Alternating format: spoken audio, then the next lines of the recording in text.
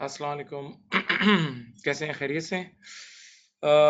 एक मैसेज करके बता दें कि वॉइस क्लियर है बेटा आप लोग को, तो फिर हम आहिस्ता आहिस्ता स्टार्ट कर लेते हैं।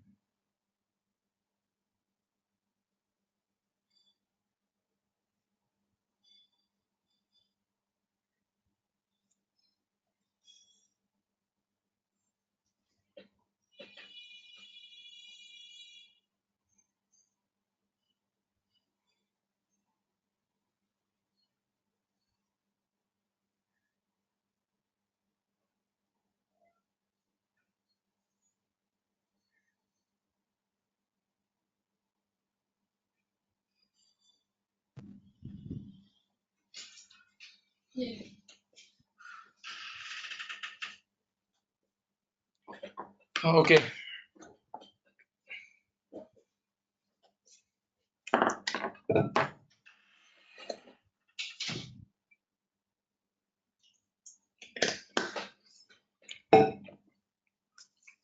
हमने लास्ट मीटिंग में IS 37 बेटा स्टार्ट किया था। ठीक है, IS 37 का नाम था provisions, contingent liability and contingent assets. Provisions, contingent liability and contingent assets, याद आया? सही। मैंने आपको रिकग्निशन क्राइटेरिया बताया था कि जब तक 3 कंडीशन मीट नहीं होगी कोई भी प्रोविजन नहीं बना सकता। Present obligation, probable outflow, liable estimate. Okay, अब बेटा अब यहाँ पर एक और बड़ा इंपॉर्टेंट इश्यू है, और वो है कि सुनिएगा, ऐसा क्या हुआ था कि इंटरनेशनल अकाउंटिंग स्टैंडर्ड बोर्ड ने IS 37 लॉन्च कर दिया। ऐसा क्या हुआ था कि IASB ने IS 37 लॉन्च कर दिया? सुनो और से यहाँ देखें बेटा, लोग क्या करते थे जब IS 37 दुनिया में नहीं आया था तो ये 3 कंडीशन तो थी नहीं, present obligation, probable outflow, liable estimate. तो लोग झूठे प्रोविजन बनाते थे, लोग झूठे झूठे फेक फेक प्रोविजन बनाते थे और बाद में उन प्रोविजंस को रिवर्स करके इनकम बुक कर लेते थे। जैसे ये देखो, इधर सामने देखो, ये एक अकाउंटिंग पीरियड, ये एक फर्स्ट अकाउंटिंग पीरियड ये नजर आ रहा है, ये देखो। अब एक कंपनी क्या करती थी, उसको प्रोविजन की जरूरत नहीं होती थी, ऐसे ही ड्रामेबाजी करके बोलती थी हमारा कोई फ्यूचर आउटफ्लो होने का, और झूठ झूठ ये प्रोविजन बना लेती थी। एंट्री बनाती थी P&L डेबिट, प्रोविजन क्रेडिट, क्योंकि उस दौर में कोई रिस्ट्रिक्शन ही नहीं थी। जब प्रोविजन बनाना है बना लो, उस दौर में सख्ती नहीं थी।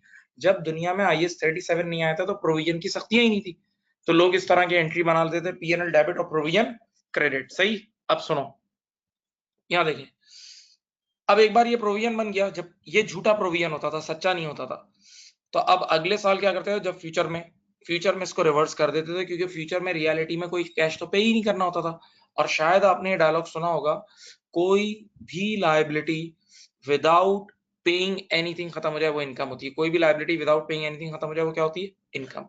तो अब देखो, आप हरकतें देखो, झूठा प्रोविजन बना के अपने पास एक सिक्योरिटी रख ली, झूठा प्रोविजन बना के अपने पास एक सिक्योरिटी रख ली, और बाद में जब जरूरत पड़ी उसको रिवर्स करके इनकम आ गई।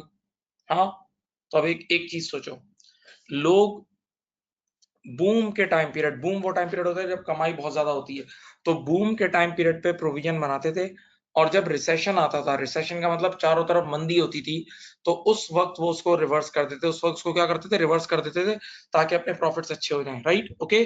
तो ये टाइमिंग्स की मैनिपुलेशन है, और ये बहुत बड़ा गुनाह है, इस चीज की हरगिज इजाजत नहीं है। ठीक है, तो जब ऐसी हरकतें बहुत हुई दुनिया में, तो फिर IS 37 ने क्या बोला, मेरी तरफ देखें, IS 37 ने कहा कि आज के बाद कोई भी इदारा उस वक्त तक प्रोविजन नहीं बना सकता, आज के बाद कोई भी इदारा उस वक्त तक प्रोविजन नहीं बना सकता जब तक वो 3 कंडीशन मीट ना हो, जिसमें से सबसे अहम तरीन कंडीशन थी प्रेजेंट ऑब्लिगेशन। यानी आज के बाद जब तक प्रेजेंट ऑब्लिगेशन नहीं होगी कोई प्रोविजन नहीं बना सकता। जब तक प्रेजेंट ऑब्लिगेशन नहीं होगी कोई इदारा प्रोविजन नहीं बना सकता, प्रोविजन नहीं बना सकता। ओके, यानी ऑब्लिगेशन का जिंदा होना जरूरी है, ऑब्लिगेशन का जिंदा होना मस्ट है। ओके, ठीक। अब जो बात मैंने अभी बताई है ना, उससे रिलेटेड ये 3 बहुत अहम तरीन बातें, ये 3 कानून सुन लें। नंबर 1 क्या लिखा है? No provision for future operating losses. No provision for future operating losses क्या मतलब? बेटा उसूल ये याद रखना कि जो चीज रिवर्स हो सकती है ना उसका प्रोविजन नहीं बनेगा। जो चीज रिवर्स हो सकती है, नहीं जिसकी प्रेजेंट ऑब्लिगेशन नहीं है, उसका प्रोविजन नहीं बन सकता। तो अब पहली लाइन क्या लिखी? No provision for future operating losses. यार मेरा एक बिजनेस है, ठीक है, कोई भी इंस्टीट्यूट है जो भी है, और मैं कह रहा हूं कि अगले साल मुझे कुछ लॉसेस होंगे, यानी मेरे पास स्टूडेंट्स कम आएंगे या जो भी है मुझे लॉसेस होंगे, तो अभी से मैं उस लॉस का प्रोविजन बना लूं। स्टैंडर्ड कहता है यार इसकी प्रेजेंट ऑब्लिगेशन क्या है, और प्रेजेंट ऑब्लिगेशन वाकई नहीं है, उसकी दलील दूं, हो सकता है उस लॉस से पहले पहले बिजनेस बंद हो जाए, हो सकता है उस लॉस से पहले पहले बिजनेस ही क्या हो जाए, बंद हो जाए। इसका मतलब उसकी कोई ऑब्लिगेशन नहीं है, उसकी कोई ऑब्लिगेशन नहीं है। जो चीज रिवर्स हो सकती है उसकी कोई ऑब्लिगेशन नहीं है। Number 2, no provision for self insurance, no provision for self insurance. सामने देखें, no provision for self insurance, ये बड़ी मजेदार चीज है, F7 में भी ये पास्ट पेपर में आती है। देखो बेटा, आज सुनो, आज मुझे डर है कि मेरी गाड़ी का खुदा ना खास्ता एक्सीडेंट हो जाए तो मैं अपनी गाड़ी की इंश्योरेंस कराऊंगा, ठीक है। अगर मैं इंश्योरेंस कराऊंगा तो मुझे इंश्योरेंस कंपनी को प्रीमियम पे करना पड़ेगा जो कि मेरा एक्सपेंस होगा। अगर मैं अपनी गाड़ी की इंश्योरेंस कराऊंगा तो मुझे इंश्योरेंस कंपनी को एक प्रीमियम पे करना पड़ेगा, मुझे इंश्योरेंस कंपनी को एक प्रीमियम पे करना पड़ेगा जो कि मेरा क्या होगा, एक्सपेंस होगा। तो मेरी एंट्री बनेगी इंश्योरेंस एक्सपेंस डेबिट और कैश क्रेडिट, सही है। लेकिन अब अगर एक्सीडेंट हो गया खुदा ना खास्ता तो इंश्योरेंस कंपनी पे करेगी सारा, ठीक है। और अगर एक्सीडेंट नहीं हुआ तो बस जो मैंने प्रीमियम दिया वो ज़ाया हो गया। तो लोग इसी तरह की ड्रामेबाजी करते थे, बोलते थे यार अगर हम इंश्योरेंस बाहर से कराएंगे तो इंश्योरेंस कंपनी को प्रीमियम देना पड़ेगा, हाँ, और बाद में अगर कोई एक्सीडेंट नहीं हुआ तो पैसे तो ज़ाया हो गए। तो लोग यूं कहते थे, इधर देखो, और वो इसी ड्रामेबाजी करके कहते थे हम अपनी मदद आप कर लेते हैं, हम अपनी मदद आप यानी अपना इंश्योरेंस खुद ही कर लेते हैं, और ये एंट्री बनाते थे। देखो इधर देखो, मेरी स्क्रीन को देखो, P&L डेबिट, हाँ, उन्होंने कहा कि अगर हम बाहर से भी इंश्योरेंस कराते तो एक्सपेंस बुक होता, और सामने प्रोविजन क्रेडिट कर देते थे, P&L डेबिट और प्रोविजन क्रेडिट। तो मैंने कहा भाई एक मिनट, तुमने ये प्रोविजन क्यों क्रेडिट करा, कौन सी ऑब्लिगेशन है?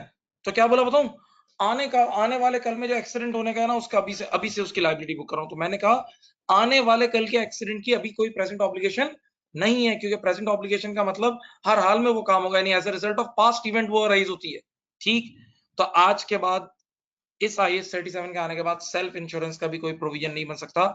हकीकत में ये भी एक झूठ था, हकीकत में ये भी एक बहुत बड़ा झूठ था, ये बहुत बड़ा झूठ था, सही सही। तो ना फ्यूचर ऑपरेटिंग लॉसेस का प्रोविजन बनेगा, ना सेल्फ इंश्योरेंस का प्रोविजन बनेगा, ना सेल्फ इंश्योरेंस का प्रोविजन बनेगा, okay.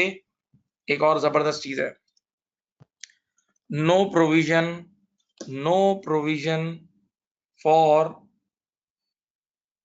No provision for part replacement of asset. Sir ये क्या है, सुनो भाई बेटा, यहां देखें, इधर देखें, मेरे पास एक एसेट है, ये एक एसेट है, सुनो, इस एसेट की लाइफ 20 साल है, लेकिन इस एसेट के अंदर एक पार्ट ऐसा है ना जिसको हर 3 साल बाद रिप्लेस करना है। रिपीट, पूरे एसेट की लाइफ है 20 साल, पूरे एसेट की लाइफ कितनी है, 20 साल, लेकिन इसमें सामने देखें, मेरे पास एक एसेट है जिसकी लाइफ है 20 साल, एसेट 20 साल चलेगा, लेकिन उसके अंदर एक इंजन या एक पोर्शन ऐसा है जो हर 3 साल में रिप्लेस होगा, ठीक है। तो जब IAS 37 दुनिया में नहीं आया था तो लोग क्या करते थे, लोग यूं बोलते थे, देखो इधर मेरे स्केच को देखो, ईयर 0 पे खड़े होके बोलते थे कि यार हमें हमें तीसरे साल के एंड पे अपना एक पार्ट रिप्लेसमेंट कराना है, हमें ईयर 3 के एंड पे एक पार्ट रिप्लेसमेंट करना है, तो एक आउटफ्लो होगा, जब ईयर 3 के एंड पे पार्ट रिप्लेस करना है तो एक क्या होगा, आउटफ्लो होगा। तो अभी से उसका प्रोविजन बना लेते थे, अभी से उस पार्ट रिप्लेसमेंट का क्या कर लेते थे, प्रोविजन। तो स्टैंडर्ड ने फौरन से रोका, बोला एक मिनट एक मिनट, इस पार्ट रिप्लेसमेंट की कौन सी प्रेजेंट ऑब्लिगेशन है, इस पार्ट रिप्लेसमेंट की कौन सी प्रेजेंट ऑब्लिगेशन है, बात सुनना। तो उसने बोला यार मैं तो जरूर कराऊंगा ही कराऊंगा, ये मेरी ऑब्लिगेशन है। स्टैंडर्ड ने कहा नहीं नहीं यार कोई ऑब्लिगेशन नहीं है, इसने जिद करना शुरू की। तो फिर स्टैंडर्ड ने इसको एक ऐसा आर्गुमेंट दिया कि ये चुप हो गया। सुनो, बताओ, पार्ट रिप्लेसमेंट 3 साल बाद होने का है ना, पार्ट रिप्लेसमेंट कब कराना है, 3 साल बाद। स्टैंडर्ड ने कहा जरा सोचो, अगर ईयर 1 के एंड पे तुमने एसिडी भेज दिया, अगर ईयर 1 के एंड पे तुमने क्या भेज दिया, एसिडी भेज दिया, तो फिर तो पार्ट रिप्लेसमेंट नहीं होगा ना। That means this part replacement can be avoided, this part replacement can be avoided. और हर वो चीज जो अवॉइड हो सकती हो उसका कभी प्रोविजन नहीं बनेगा, याद रखना, हर वो चीज जो अवॉइड हो सकती है उसका कभी प्रोविजन नहीं बनेगा। तो बेटा आजकल के दौर में पार्ट रिप्लेसमेंट का कोई प्रोविजन नहीं बनता, आजकल के दौर में पार्ट रिप्लेसमेंट का कोई भी प्रोविजन नहीं बनता। बल्कि एक बात बोलूं, आज के दौर में ऐसे एसेट, आपने आईएएस 16 बच्चों ने पढ़ा है, कॉम्प्लेक्स एसेट कहलाते हैं। क्या कहलाते हैं? आज के दौर में ऐसे एसेट कॉम्प्लेक्स एसेट कहलाते हैं। कॉम्प्लेक्स एसेट वो एसेट होता है कि जिसके डिफरेंट कंपोनेंट्स की डिफरेंट यूजफुल लाइफ हो, जिसके डिफरेंट कंपोनेंट्स की डिफरेंट यूजफुल लाइफ हो। तो हर कंपोनेंट को अपनी जिंदगी पे डेप्रिशिएट कर देना, हर कंपोनेंट को अपनी जिंदगी के हिसाब से डेप्रिशिएट कर देना। मैं मिसाल आपके सामने पेश कर रहा हूँ, ये देखो, ये देखो, ये रही एग्जांपल। ये एक बॉक्स नजर आ रहा है बड़ा, इसमें जो प्लांट है ना उसकी लाइफ है 10 ईयर्स। प्लांट की लाइफ कितनी है? 10 ईयर्स। टोटल कॉस्ट है 20,000। 20,000 में से एक पार्ट है 6,000 का, जिसका नाम है इंजन। देख लो बेटा, 20,000 में से एक पार्ट है जिसका 6,000 का है, जिसका नाम है इंजन, और उसकी लाइफ कितनी है? 3 ईयर्स। उसकी लाइफ कितनी है? 3 साल। और रिमेनिंग प्लांट जो है बाकी 14,000 का, उसकी लाइफ 10 ईयर्स है। सही। तो अब क्या है बेटा, देखो, एक ही एसेट के अंदर दो कंपोनेंट ऐसे हैं जिसकी लाइफ डिफरेंट है। एक ही एसेट के अंदर दो कंपोनेंट ऐसे हैं जिसकी लाइफ डिफरेंट है। तो अपने अपने कंपोनेंट पे डिवाइड करके डेप्रिशिएट कर दो। तो बताओ, रिमेनिंग प्लांट की डेप्रिसिएशन ये देखो, ये रही 14,000 डिवाइड बाय 10 कितनी आई? 1400 पर एनम। और इंजन की कितनी होगी? 6,000 divide by 3 years, 2,000 per annum. तो your total depreciation is 2,000 plus 1,400, 3,400। 3,400 की टोटल डेप्रिसिएशन आ जाएगी। सही। सही। ये देख लें। तो अब ये पार्ट रिप्लेस, ये इन चीजों का कोई प्रोविजन नहीं बनेगा। जो चीजें लिखी हुई है ना, ये देखो, ये चीजें आपके सामने लिखी हुई है, देख लें। इन चीजों का कोई प्रोविजन नहीं बनेगा। दलील क्या है?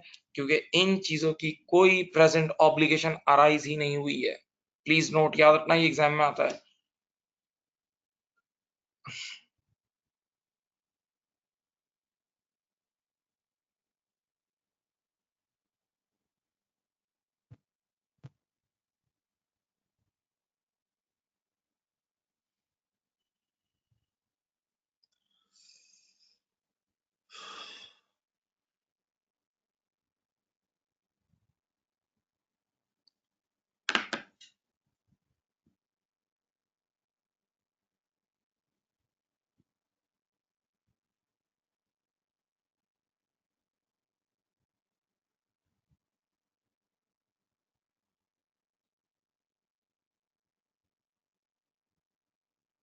सही। सही। अब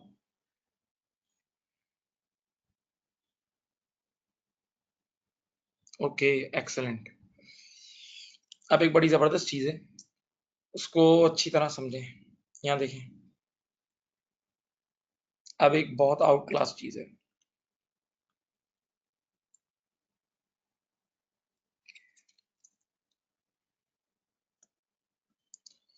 देखो, पहले मेरे एक डायलॉग सुनो, एक मिनट। हाँ।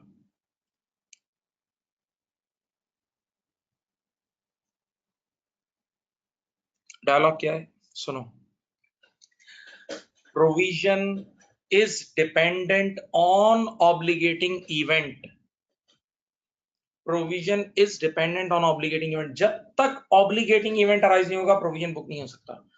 जब तक ऑब्लिगेटिंग इवेंट अराइज नहीं होगा, प्रोविजन बुक नहीं होगा, प्रोविजन बुक नहीं हो सकता। सही। और एक बार ऑब्लिगेटिंग इवेंट अराइज हो गया तो प्रोविजन बुक होगा। एक बार ऑब्लिगेटिंग इवेंट अराइज हो गया तो प्रोविजन बुक होगा। सही। सही। अच्छा, जो कुछ मैं पढ़ा रहा हूँ वो सब तुम लोगों ने F7 में ही पढ़ा हुआ है। जो कुछ पढ़ा रहा हूँ सब F7 में पढ़ा हुआ है। F7 का आईएएस है, ठीक है। लेकिन टाइम हो चुका है तो बहुत से लोग भूल भी जाते हैं। तो मैं आपको पूरी मिसाल अच्छी तरह समझाऊंगा, आप लोग दिल से बैठे और गौर से सुने। चलें, बिस्मिल्लाह। देखो, पहले मेरी तरफ देख के किस्सा सुनो। बेटा, आज मैंने एक फला जगह के माइनिंग राइट्स लिए। माइनिंग राइट्स का मतलब एक प्लॉट था, एक ऐसा एरिया था जिसमें अब मैंने डिगिंग करूंगा, जमीन को डिग करके जमीन के नीचे से मिनरल्स निकाल के बेचूंगा या जो भी करूंगा। सही है। तो मैंने माइनिंग राइट्स लिए। सही। इधर देखते रहे। अब जैसे ही मेरी टीम वहां गई ना, और मैंने कहा अभी मैं डिगिंग शुरू कर रहा हूँ, मैं डिगिंग शुरू कर रहा हूँ, देखो मेरी तरफ, मैं डिगिंग शुरू कर रहा हूँ। तो मेरी टीम अभी काम शुरू करने ही वाली थी कि गवर्नमेंट की एजेंसी के लोग आए और उन्होंने एक कागज का टुकड़ा हमें दिया।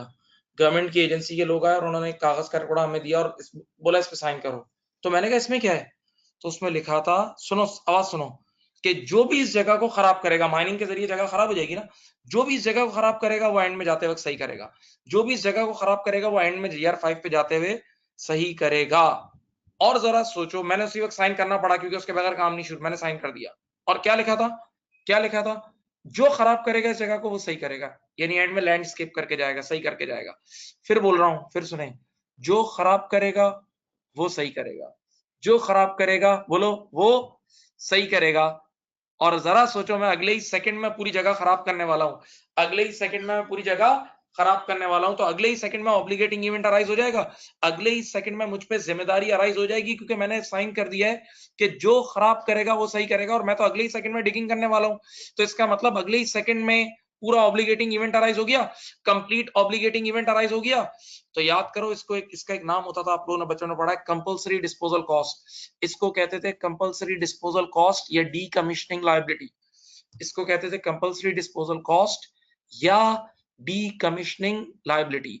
तो आप लोग डीकमीशनिंग लायबिलिटी का पूरा प्रोविजन अभी अभी डे 1 पे ही बनाते थे, याद है, कंप्लीट, क्योंकि डे 1 पे ही पूरा ऑब्लिगेटिंग इवेंट अराइज हो गया था। लॉजिक क्या है, जो खराब करेगा वो सही करेगा, जो खराब करेगा वो सही करेगा। पढ़ लो, ये पढ़ो, ये इंग्लिश पढ़ो।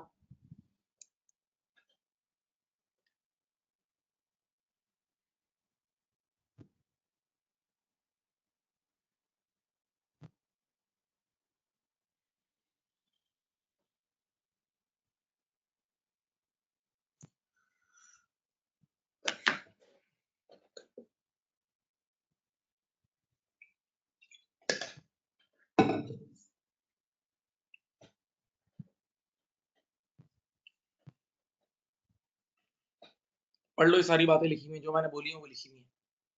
You bought mining rights in a site from government for 10 years.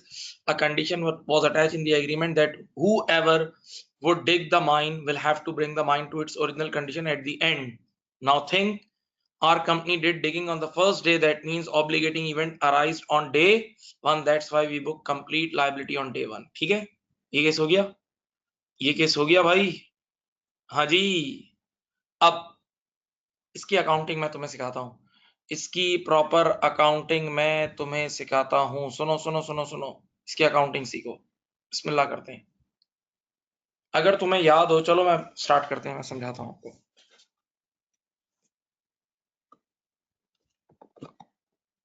सामने देखिए बेटा, थोड़ा सा अलर्ट हो जाना। अब क्या है,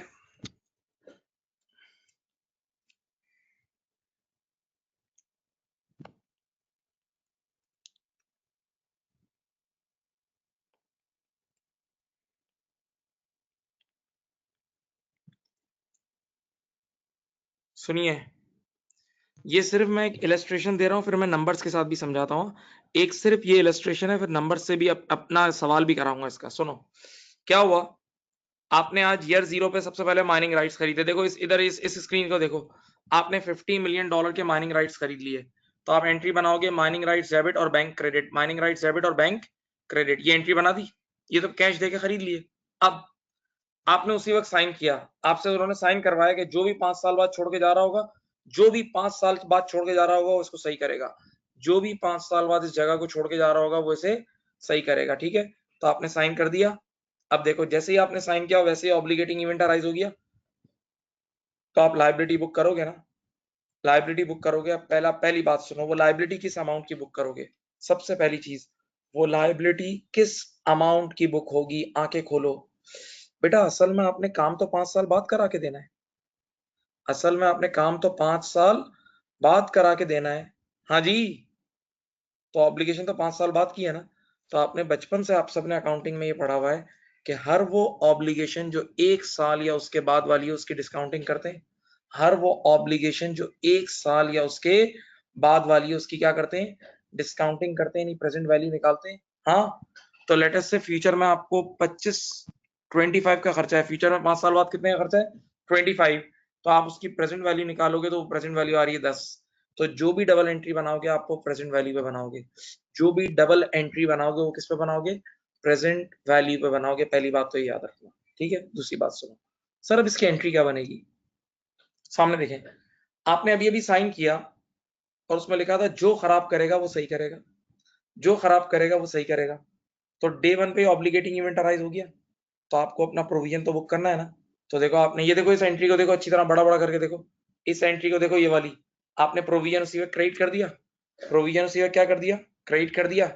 सवाल ये कि सर सामने डेबिट क्या होगा, सामने डेबिट क्या होगा, क्या बोला मैंने कि अगर यहाँ साइन नहीं करते तो वो काम स्टार्ट करने नहीं दे रहे थे, अगर यहाँ साइन नहीं करते तो वो काम स्टार्ट करने नहीं दे रहे थे। आपने बचपन में IAS 16 वगैरह पढ़ा है कि हर वो खर्चा कि जिसके बगैर एसेट का वर्किंग कंडीशन में आना नामुमकिन हो, हर वो खर्चा जिसके बगैर एसेट का वर्किंग कंडीशन में आना नामुमकिन हो, सब कैपिटलाइज होता है। तो देखो ये इसके सामने एसेट बुक हो जाएगा, एंट्री बन जाएगी एसेट डेबिट और प्रोविजन, एसेट डेबिट और प्रोविजन क्रेडिट, एसेट डेबिट और प्रोविजन क्रेडिट।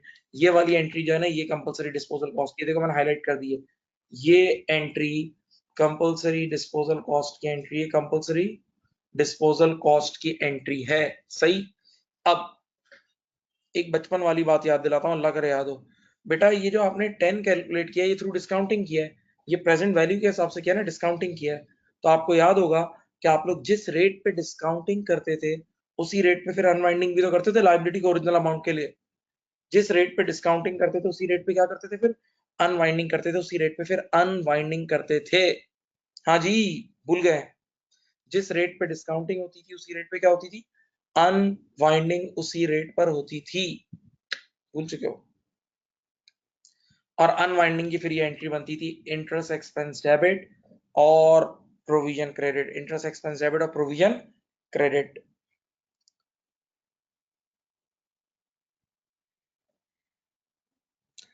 मैं 1-2 मिनट रुकता हूँ, फिर मैं पूरा सवाल देता हूँ आपको, सवाल कराता हूँ पूरा इसका, ठीक है। आप लोग सिर्फ इसको एक नजर देखते रहो, फिर मैं पूरा सवाल बना के देता हूँ।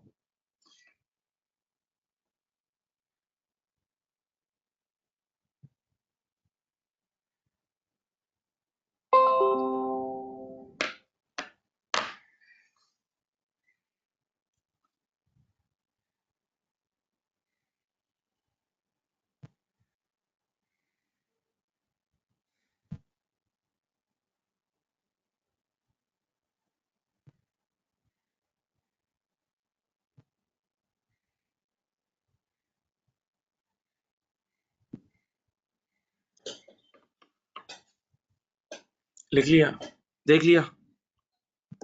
अब मैं इसी चीज का सवाल कराता हूँ, असल नंबर्स के, रियल नंबर्स के साथ कराता हूँ, रियल नंबर। सही। चलो थोड़ा सा मैं नीचे जाना पड़ेगा मुझे, ठहरो ठहरो ठहरो ठहरो।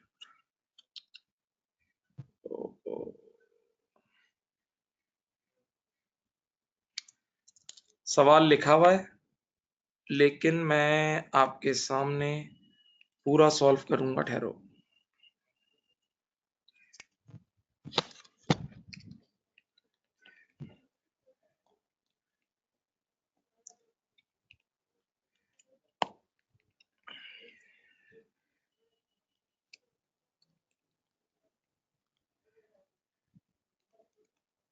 वेट अ मिनट, हाँ बस।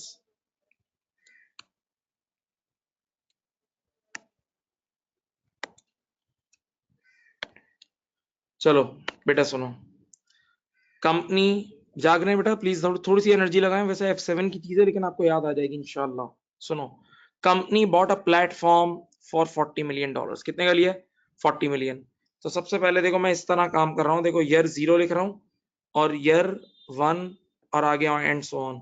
बताओ ईयर 0 पे पहले प्लेटफॉर्म खरीदा, ईयर 0 पे पहले प्लेटफॉर्म खरीदा पैसे देके, तो मेरे पास एंट्री बनेगी प्लेटफॉर्म डेबिट और पैसा क्रेडिट। देखो सबसे पहले डबल एंट्री क्या बनेगी, प्लेटफॉर्म डेबिट 40 मिलियन में ही चला रहा हूँ, मिलियन में ही चलो, और बैंक क्रेडिट 40 मिलियन। सही है बेटा, पहली डबल एंट्री बन गई, प्लेटफॉर्म डेबिट 40 मिलियन और bank credit 40 million, platform debit और बैंक क्रेडिट, ये एंट्री बन गई। हाँ, अब सुनो, वापस क्वेश्चन पे आओ। Compulsory disposal cost at the end of year 5 is equal to 20 million. यार उन्होंने मुझसे एग्रीमेंट साइन कराया कि जब 5 साल बाद आप छोड़ के जा रहे होंगे, जब 5 साल के बाद आप छोड़ के जा रहे होंगे तो आपको 20 मिलियन का खर्चा करना है। अल्लाह के बंदो सोचो, इधर से सोचो, ये 20 मिलियन 5 साल बाद लगाने हैं ना, ये 20 मिलियन 5 साल बाद लगाने हैं ना, तो इसकी आज प्रेजेंट वैल्यू तो डिफरेंट होगी ना। तो आप सबको पता है कि हर वो ऑब्लिगेशन जो 1 साल या उसके बाद वाली हो हमेशा हम उसकी डिस्काउंटिंग करते हैं। उसकी क्या करते हैं? डिस्काउंटिंग। डिस्काउंटिंग आप लोगों को आती होगी, पप्पी सीरीज के बच्चे हो, मैं डिस्काउंटिंग करके दिखाता हूँ। इंटरेस्ट रेट कितना है? 10%। ये देखो मैं यहाँ निकाल रहा हूँ, ये देखें नीचे देखें, ये सब देख लें। Present value of compulsory disposal, देख लो बेटा, कॉस्ट कितना है? 20 million divide by 1 plus interest rate कितना है? 10% है, तो 10% का मतलब 0.1 और 5 साल बाद है ना, इंटू 5। चलो सब अपने अपने पास की प्रेजेंट वैल्यू निकालो।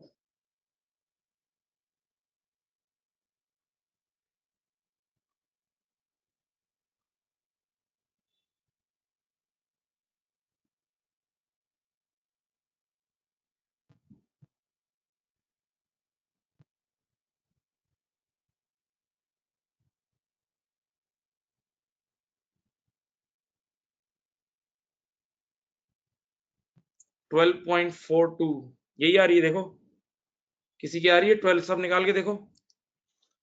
12.42 आ रही है, देखो चेक करो बेटा, व्हाट्सएप पे बताओ।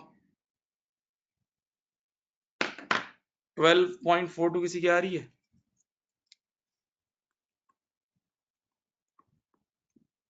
यस, ठीक है, हाँ जी। 12.42 इसलिए कर रहा हूँ, राउंड ऑफ कर रहा हूँ, सही है जी।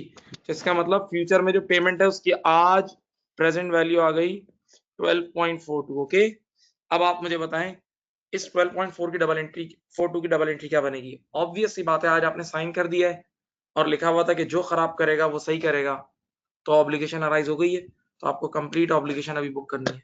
तो आप एंट्री बनाओगे प्रोविजन क्रेडिट कितना? 12.42। और बेटा अगर आप इसको, इस एग्रीमेंट को साइन नहीं करते तो आपको काम शुरू करने नहीं मिलता, यानी आप एसेट तक नहीं पहुंच सकते थे, यानी एसेट वर्किंग कंडीशन में नहीं आ सकता था। तो सामने एसेट को भी डेबिट करेंगे, सामने प्लेटफॉर्म नामी एसेट को भी क्या कर देंगे? डेबिट कर देंगे। कितना है ये? 12.42। सामने एसेट को भी डेबिट कर देंगे 12.42, सही है। तो एंट्री बनेगी प्लेटफॉर्म डेबिट और प्रोविजन क्रेडिट। ओके, ये अभी सिर्फ इनिशियल एंट्री बनी है, 1 मिनट के लिए इसको देख लो, पेट भर के सुकून से देख लो। डिस्काउंटिंग करी और डिस्काउंटिंग करके ये एंट्री बना दी, और कैश देके, पैसे देके जो प्लेटफॉर्म खरीदा उसकी भी एंट्री बना दी।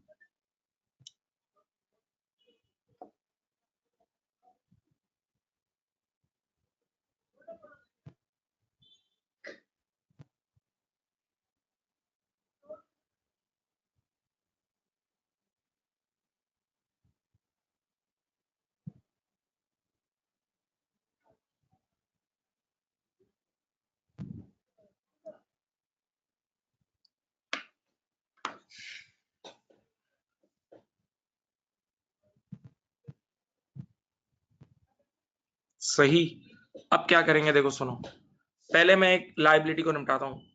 ये लाइबिलिटी यानी प्रोविजन एक लाइबिलिटी है ना, ये कैलकुलेट हुई है थ्रू डिस्काउंटिंग, तो जिस रेट पे डिस्काउंटिंग हुई उसी रेट पे अनवाइंडिंग होगी, जिस रेट पे डिस्काउंटिंग हुई उसी रेट पे क्या होगी? अनवाइंडिंग। ठीक है, बताओ आपने 10% पे डिस्काउंटिंग की है ना, तो अब 10% पे अनवाइंडिंग करो। इधर देखो 12.42 की लाइबिलिटी डे 1 पे आ गई, तो पूरा साल सामने वाली पार्टी के आपने 12.42 यूज किए, पूरा साल सामने वाली पार्टी के 12.42 यूज किए, इसका 10% ले लो, ये होगा 12.42 का 10% 0.1242, 0.124 होगा, सही है।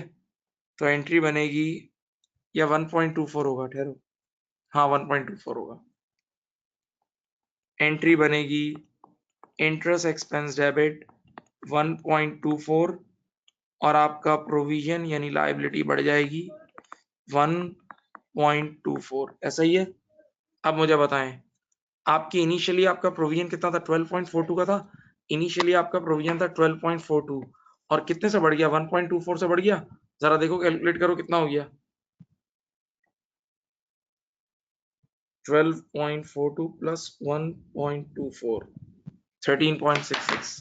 बताओ आपका ईयर एंड पे प्रोविजन हो गया 13.66 का हो गया। ओके, ईयर एंड पे प्रोविजन कितना हो गया? 13.66 का हो गया। ठीक है, अब एक मिनट बताओ, ये जो प्रोविजन है ये ईयर एंड की लायबिलिटी है, तो ये बैलेंस शीट में चली जाएगी, एक। और इंटरेस्ट एक्सपेंस इनकम स्टेटमेंट में चला जाएगा। इंटरेस्ट एक्सपेंस कहाँ चला जाएगा? इनकम स्टेटमेंट में। ठीक है, अभी आपके सामने डाल देंगे, बेफिक्र हो जाओ। अब देख लो इसको एक नजर, एक चीज रह गई है, फिर क्वेश्चन एंड हो जाएगा।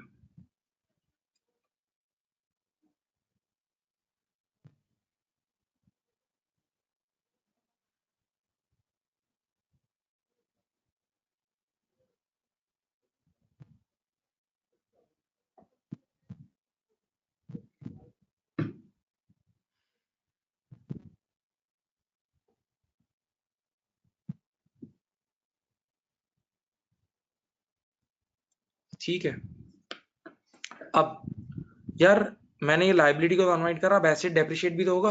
बताओ एसेट का टोटल अमाउंट कितना है? एंट्री में देखो, एंट्री में प्लेटफॉर्म एक बार 40 से डेबिट हो रहा है और एक बार 12.42 से। एक बार प्लेटफॉर्म 40 से डेबिट हो रहा है और एक बार 12.42 से। तो 40 प्लस 12.42 कितना होता है? 52.42, 52.42 ऐसा ही है। चलो इसको, इस प्रोजेक्ट की लाइफ थी 5 साल, ये देख लो। डेप्रिसिएशन निकाल के देता हूँ, ये देखें, डेप्रिसिएशन 12 प्लस 40 कितना होता है? 52.42 डिवाइड बाय 5 इयर्स। देख लो 52.42 डिवाइड बाय 5 इयर्स। एक सेकेंड होल्ड।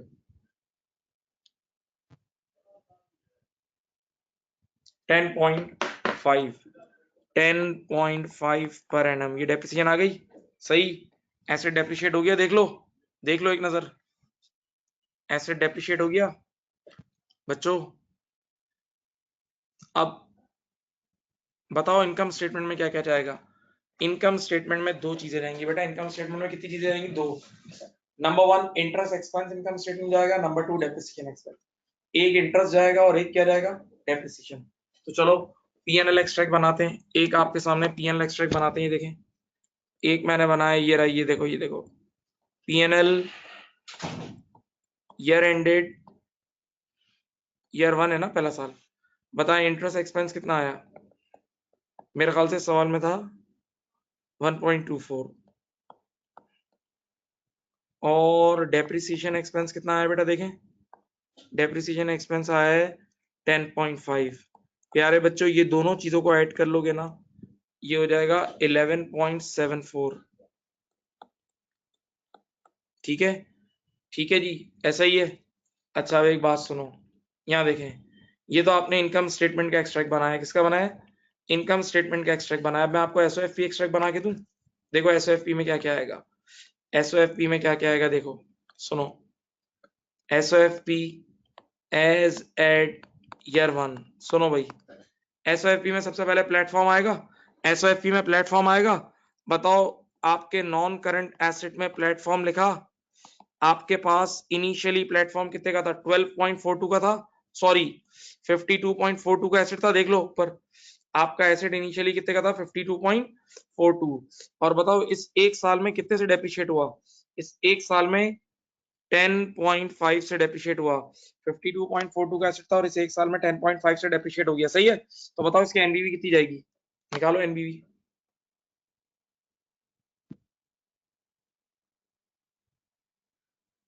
माइनस 41.92, 41.92 यही है। और अब लाइबिलिटीज में देखो, नॉन करंट लाइबिलिटी। अच्छा, इस सवाल में जो डी कमिश्निंग लाइबिलिटी थी, कंपलसरी डिस्पोजल कॉस्ट का एक और नाम क्या होता है?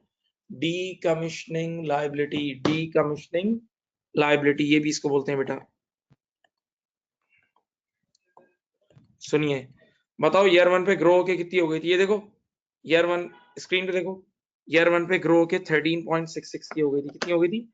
13.66 की हो गई थी, 13.66 की हो गई थी। ये यहाँ आ जाएगी। एक सवाल है, सुने सर, आप इस लाइबिलिटी को नॉन करंट लाइबिलिटी क्यों बोल रहे हैं? आप इस लाइबिलिटी को नॉन करंट लाइबिलिटी क्यों बोल रहे हैं? वजह बताऊं। आप ईयर 1 के एंड पे खड़े हो और काम 5वें साल पे कराना है। आप ईयर 1 के एंड पे खड़े हो और काम 5वें साल के एंड पे कराना है। हाँ जी, तो ऐसी सूरत हाल में ये नॉन करंट लायबिलिटी है, क्योंकि एक साल के बाद पे ऑफ करनी है। सही है? ओके, देख लो बेटा, ये पूरा निजाम आपके सामने, पूरा सवाल आपके सामने है, देख लें।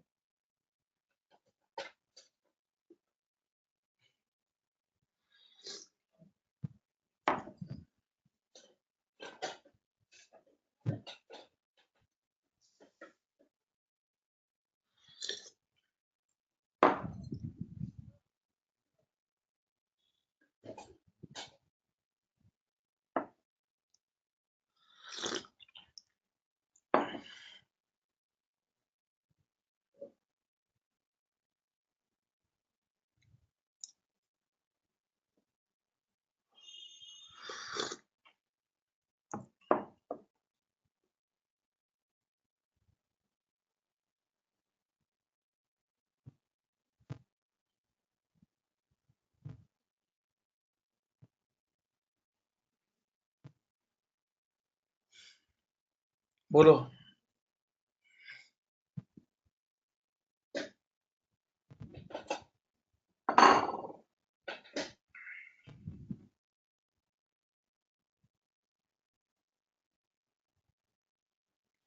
बेटा अनवाइंडिंग ऑफ डिस्काउंट ये है कि सुनो बेटा, कि फ्यूचर में आपको पे करना था 20 मिलियन। अगर उस 20 मिलियन की आज वैल्यू निकालें तो वो आएगी 12.42, लेकिन असली में तो फ्यूचर में ज्यादा ही देना है ना, तो दोबारा आपको उस अमाउंट तक लेके जाना होता है, और वो फ्यूचर की वैल्यू और आज की वैल्यू का फर्क होता है इंटरेस्ट। तो उस इंटरेस्ट के थ्रू आप अनवाइंड करते हो वापस, और वापस उस ओरिजिनल अमाउंट तक लेके जाते हो। यानी अगर मैं इस क्वेश्चन को यार 5 तक लेके जाऊंगा ना बेटा, तो ये एंड में 20 मिलियन तक लाइबिलिटी पहुंच जाएगी। लाइबिलिटी अनवाइंड होके पूरी 20 तक पहुंचेगी, क्योंकि असली में मुझे पे भी 20 ही करना है। असलियत में मुझे रियलिटी में फ्यूचर में 20 ही पे करना है।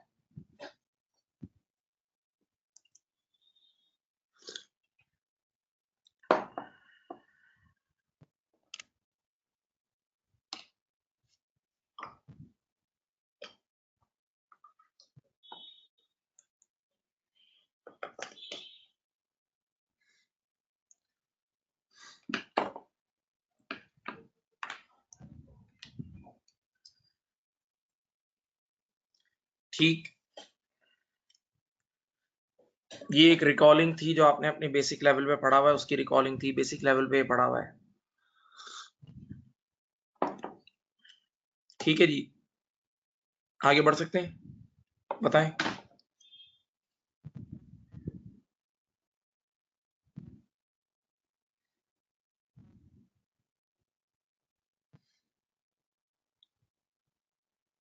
आगे बढ़ सकते हैं, बोलो।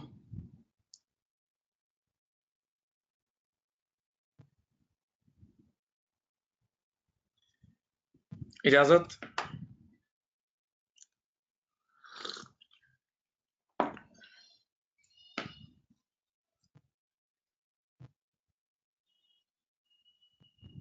ओके, चलें जी।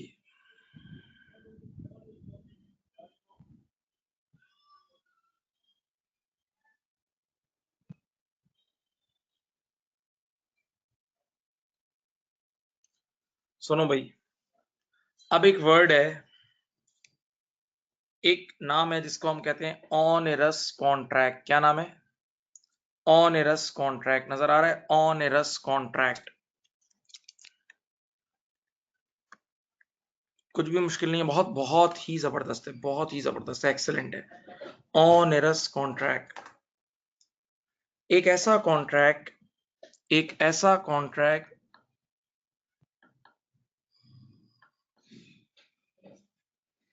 एक ऐसा कॉन्ट्रैक्ट जो हमने साइन कर लिया है, एक ऐसा कॉन्ट्रैक्ट जो हम साइन कर चुके हैं, और अब हमें ये बात पता लगी है कि उस कॉन्ट्रैक्ट से मिलने वाला इकोनॉमिक बेनिफिट कम है, जबकि उस कॉन्ट्रैक्ट की अनअवॉइडेबल कॉस्ट ज्यादा है। एक ऐसा कॉन्ट्रैक्ट जो कि हम साइन कर चुके हैं, और अब हमें पता लग रहा है कि उस कॉन्ट्रैक्ट से मिलने वाला इकोनॉमिक बेनिफिट कम है, जबकि अनअवॉइडेबल कॉस्ट ज्यादा है। तो ऐसे कॉन्ट्रैक्ट को हम बोलते हैं ऑनरस कॉन्ट्रैक्ट। क्या बोलते हैं? Onerous contract. सवाल, सर ऑनरस कॉन्ट्रैक्ट के लिए प्रोविजन बनाना जरूरी है? जी बिल्कुल बनाना जरूरी है, क्योंकि ऑब्लिगेशन अराइज हो गई, आप कॉन्ट्रैक्ट साइन कर चुके हो, आप कॉन्ट्रैक्ट साइन कर चुके हो। बच्चे ने कहा ऐसे नहीं समझाया, पहले मिसाल दें। ऑनरस कॉन्ट्रैक्ट की कोई मिसाल है? मैंने कहा बहुत अच्छी मिसाल है, मैं एग्जाम्पल देता हूँ आपको।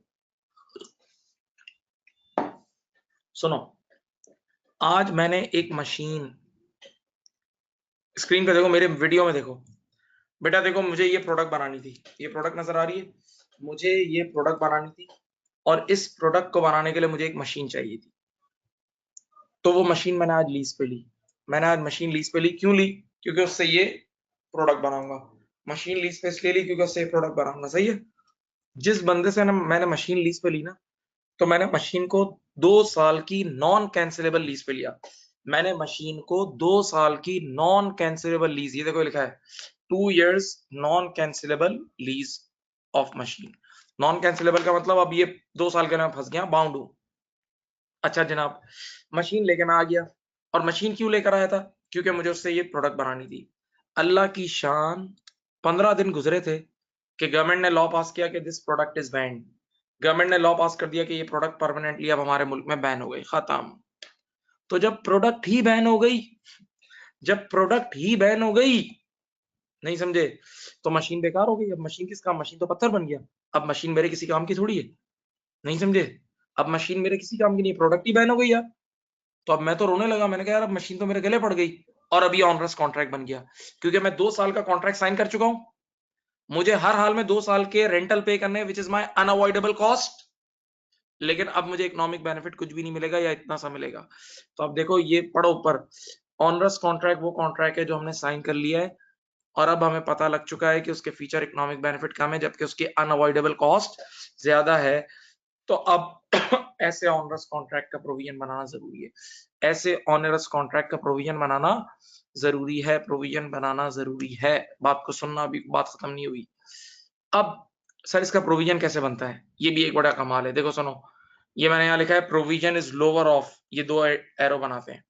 अब जब लॉ पास हुआ ना, बात सुनिए, जब लॉ पास हुआ ना तो मैं तो एकदम परेशान हो गया। मैंने कहा यार मैंने लीज पे मशीन ले ली है 2 साल के लिए, नॉन कैंसिलेबल, और यार अब ये तो यूज ही नहीं होगी। तो अब मैं बड़े परेशानी में बैठा था ना, मैंने अपने अकाउंटेंट को बुलाया, मैंने कहा इधर आओ। मैंने कहा मुझे बताओ अकाउंटेंट भाई, अब ये जो अगले 2 साल तक मुझे रेंटल्स पे करने हैं ना, अगले 2 साल तक मुझे जो रेंटल्स पे करने हैं उसकी प्रेजेंट वैल्यू आज क्या है?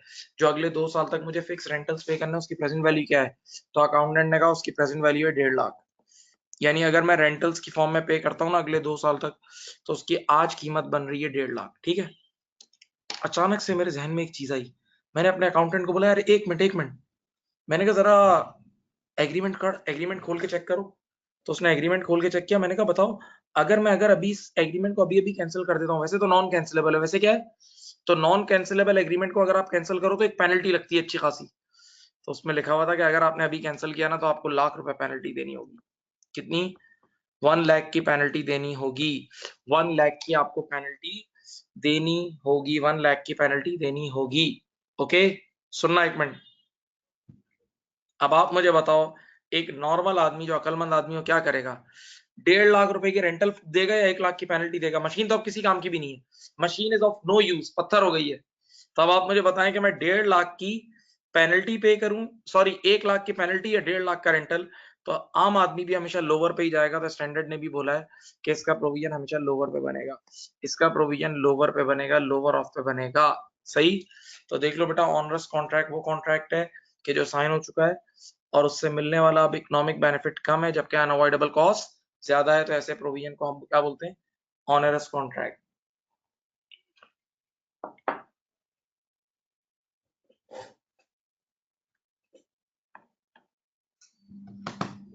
सही।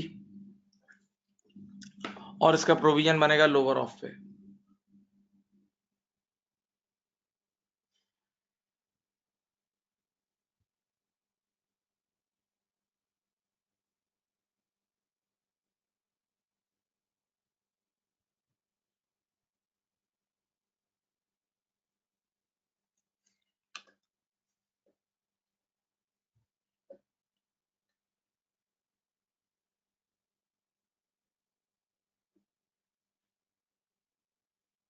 सही। अब जी ये कुछ मिसालें हैं। अब ये कुछ मिसालें, examples of provision, examples of provision. सुनो भाई, बेटा मैंने वारंटीज की एग्जांपल दी। वारंटीज के प्रोविजन होते हैं, आपको आज कल की क्लास में पहली मिसाल ही वारंटी की दी थी। सही है। अगर कभी हमसे कोई पूछे कि प्रोविजंस की मिसालें तो ये सारी मिसालें सुनो। नंबर 1, वारंटीज के प्रोविजन बनते हैं।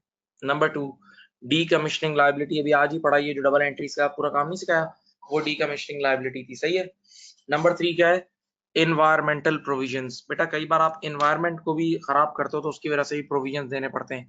कई बार आपने ऐसी फैक्ट्री खोल दी, सुनना, ऐसी फैक्ट्री खोल दी जिसके पोल्यूशन से लोगों को नुकसान हुआ, तो गवर्नमेंट आपके ऊपर इस तरह के पेनल्टीज भी लगाती है कि आपने अब इस एरिया को क्लीन करना है। तो ये एनवायरमेंटल प्रोविजन है।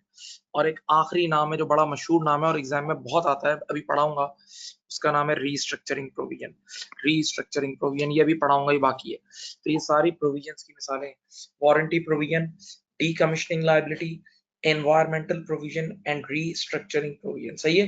ये सारी की सारी प्रोविजंस की एग्जांपल्स हैं, प्रोविजन की एग्जांपल है। ओके।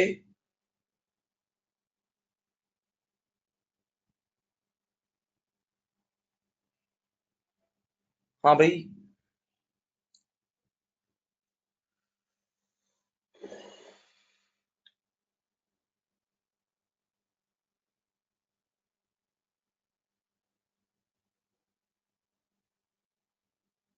अब एक एक दो दो लाइंस की कुछ बातें, फिर रीस्ट्रक्चरिंग पे पहुंचेंगे हम इंशाल्लाह। ये देखो, IS 37 also says to revise provision every year because it's an estimation। बेटा, आपने जिंदगी, आपको एक बात ये पता है कि प्रोविजन इटसेल्फ एक अंदाजा है, ये बात आपको पता होगी। प्रोविजन इटसेल्फ क्या है?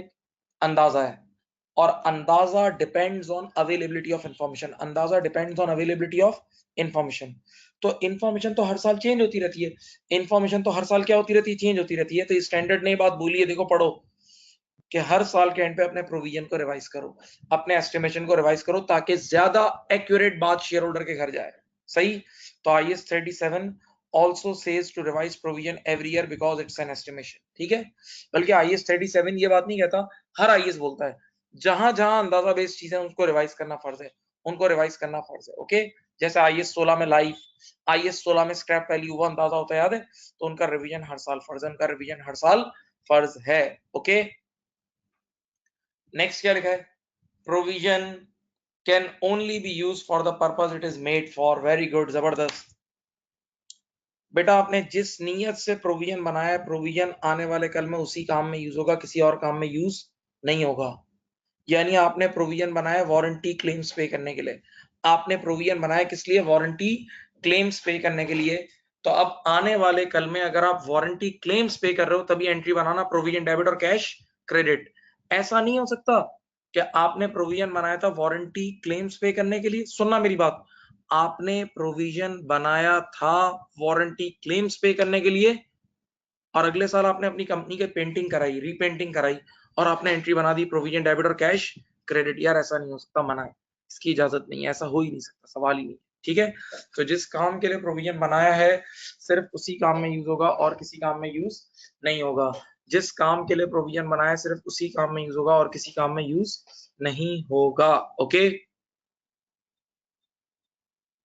अब ये आपके पास रीस्ट्रक्चरिंग प्रोविजन यहां से शुरू, यहां से रीस्ट्रक्चरिंग प्रोविजन शुरू।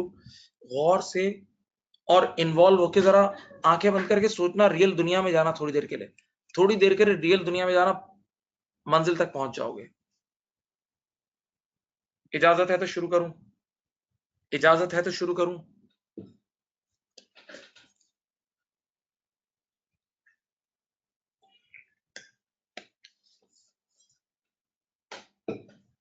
चलो, पहले सिर्फ एक चीज सुनो। अपने आप को थोड़ा सा यूं सोचो कि IS 37 मैंने आज ही पढ़ा था, दुनिया में क्यों आया? IS 37 दुनिया में क्यों आया? क्योंकि लोग झूठे प्रोविजंस बनाते थे, लोग झूठे फेक प्रोविजंस बनाते थे और बाद में उसको रिवर्स करते थे। तो स्टैंडर्ड बोर्ड हमेशा झूठा नकली प्रोविजन बनने से रोकेगा, क्योंकि लोगों के दिलों में यह है कि वो झूठा प्रोविजन बनाना चाहते हैं, लोग झूठे प्रोविजन बना के बाद में रिवर्स करवाना चाहते हैं। तो IS 37 पूरी कोशिश करेगा कि झूठा प्रोविजन ना बने। IS 37 की हर मुमकिन कोशिश होगी कि झूठा और फेक प्रोविजन ना बने। देखो, वो सख्ती करेगा। ठीक है। चलो बिस्मिल्लाह करते हैं, रीस्ट्रक्चरिंग पढ़ना शुरू करते हैं। सबसे पहले, अगर आप IS की बुक से पढ़ो तो कैसे चलोगे? रीस्ट्रक्चरिंग को पहले उन्होंने डिफाइन किया हुआ है, आप सुने आराम से, अभी कोई लिखने की जरूरत नहीं, सुनो आराम से। सुनो, एक ऐसा प्लान, एक ऐसा प्लान जो कि कंट्रोल्ड बाय मैनेजमेंट हो, जो कि कंट्रोल्ड बाय मैनेजमेंट हो और प्लान बाय मैनेजमेंट हो, यानी मैनेजमेंट ने ही प्लान किया हो और मैनेजमेंट के कंट्रोल में हो, और जो चेंज ले आए, जो कि चेंज ले आए स्कोप ऑफ द बिजनेस में, स्कोप ऑफ द बिजनेस में, या manner in which business is conducted में। फिर बोलूं, एक ऐसा प्लान जो कंट्रोल्ड बाय मैनेजमेंट हो, प्लान बाय मैनेजमेंट हो, और जो चेंज ले आए, जो चेंज ले आए किसमें? स्कोप ऑफ द बिजनेस में या manner in which business is conducted में। बच्चे ने कहा नहीं समझ में आया। मैंने कहा एक मिनट मैं मिसाल देता हूं। सुनो, आपने डी लेयरिंग का नाम सुना है? डी लेयरिंग, हमारी बहुत सारी लेयर्स ऑफ मैनेजमेंट थी, मैंने एक पूरी लेयर को फारिग कर दिया, ये रीस्ट्रक्चरिंग है, ये रीस्ट्रक्चरिंग है। सही। मेरा इदारा कैपिटल इंटेंसिव था, सॉरी लेबर इंटेंसिव था, मैंने अपने लेबर इंटेंसिव से कैपिटल इंटेंसिव की तरफ जा रहा हूँ, ये डीलेयरिंग है, ये रीस्ट्रक्चरिंग है, क्योंकि इसमें बहुत सारे लड़के फारिग हो जाएंगे। और सुनो, मैं अपने आप, मेरे दुनिया के 4 मुल्कों में काम था, मेरा दुनिया के 4 कंट्रीज में काम था, एक कंट्री से मैं अपने आप को विड्रॉ कर रहा हूं, ये रीस्ट्रक्चरिंग है। नहीं समझे? तो ये सारी मिसालें रीस्ट्रक्चरिंग है, जिसमें आप अपने आप को फंडामेंटली चेंज करते हो, यानी जिसमें एक large number of employees fire हो रहे होते हैं और इस तरह का चेंज आ रहा होता है, ये रीस्ट्रक्चर करना है, रीस्ट्रक्चरिंग है। सही। अब बच्चे ने कहा सर, सामने देखें बेटा, अब मजाक मस्ती नहीं है, दिल से फुल। बच्चे ने कहा रीस्ट्रक्चरिंग का IAS 37 से क्या लिंक है भाई? रीस्ट्रक्चरिंग का IAS 37 से क्या रिश्ता है, क्या लिंक है? मैंने कहा है, प्रोविजन से लिंक है। बोला कैसे? अभी तो मैंने आपको सारी मिसालें दी डीलेयरिंग की और जो एम्प्लॉइज फायर करने की जितनी मिसालें थी। तो जब आप डीलेयरिंग करोगे तो इतने सारे एम्प्लॉइज को निकालोगे तो उनको रिडेंडेंसी पेमेंट करनी पड़ेगी। रिडेंडेंसी पेमेंट याद है, जो जॉब, तो ये आउटफ्लो है ना, नहीं समझे? और जब अपनी ब्रांचेस आप क्लोज डाउन करते हो तो कई बार आपको अपने लैंडलॉर्ड को पेनल्टीज देनी पड़ती हैं। तो ये सारी कॉस्ट है ना रीस्ट्रक्चरिंग की, और देनी पड़ेगी हर हाल में, तो आउटफ्लो होगा नहीं होगा? तो इसीलिए IAS 37 यहाँ बीच में है कि अब यहाँ प्रोविजन बनना चाहिए या नहीं बनना चाहिए। तो स्टैंडर्ड कहता है हाँ भाई बनना चाहिए, लेकिन अगर ये रिकग्निशन क्राइटेरिया प्रॉपर मीट हो। कल रिकग्निशन क्राइटेरिया आप लोगों को लिखवाया था, रिकग्निशन क्राइटेरिया कल आप लोगों को लिखवाया था, क्या क्या था? प्रेजेंट ऑब्लिगेशन, प्रोबेबल आउटफ्लो और लायबल एस्टिमेट, वही है प्रेजेंट ऑब्लिगेशन, प्रोबेबल आउटफ्लो और लायबल एस्टिमेट। लेकिन नॉर्मली रीस्ट्रक्चरिंग प्रोविजन में कंस्ट्रक्टिव ऑब्लिगेशन होती है। कौन सी होती है? कंस्ट्रक्टिव ऑब्लिगेशन होती है। रीस्ट्रक्चरिंग में कोई लीगल ऑब्लिगेशन नहीं होती, हम अपनी खुशी से कर रहे होते हैं ना, तो हम नॉर्मली कंस्ट्रक्टिव ऑब्लिगेशन अराइज करते हैं। याद है लोगों के दिलों में क्या क्रिएट करना? Valid expectation. अब स्टैंडर्ड बोर्ड ने एक चीज का पूरा ऑडिट प्रोसीजर दिया हुआ है, देखो मैंने वर्ड यूज कर रहा हूँ ऑडिट प्रोसीजर, एक पूरा ऑडिट प्रोसीजर दिया हुआ है जिससे पता लगेगा कि यार कंस्ट्रक्टिव ऑब्लिगेशन अराइज हुई या नहीं हुई, यानी जिससे पता लगेगा कि कंपनी सच बोल रही है या झूठ बोल रही है।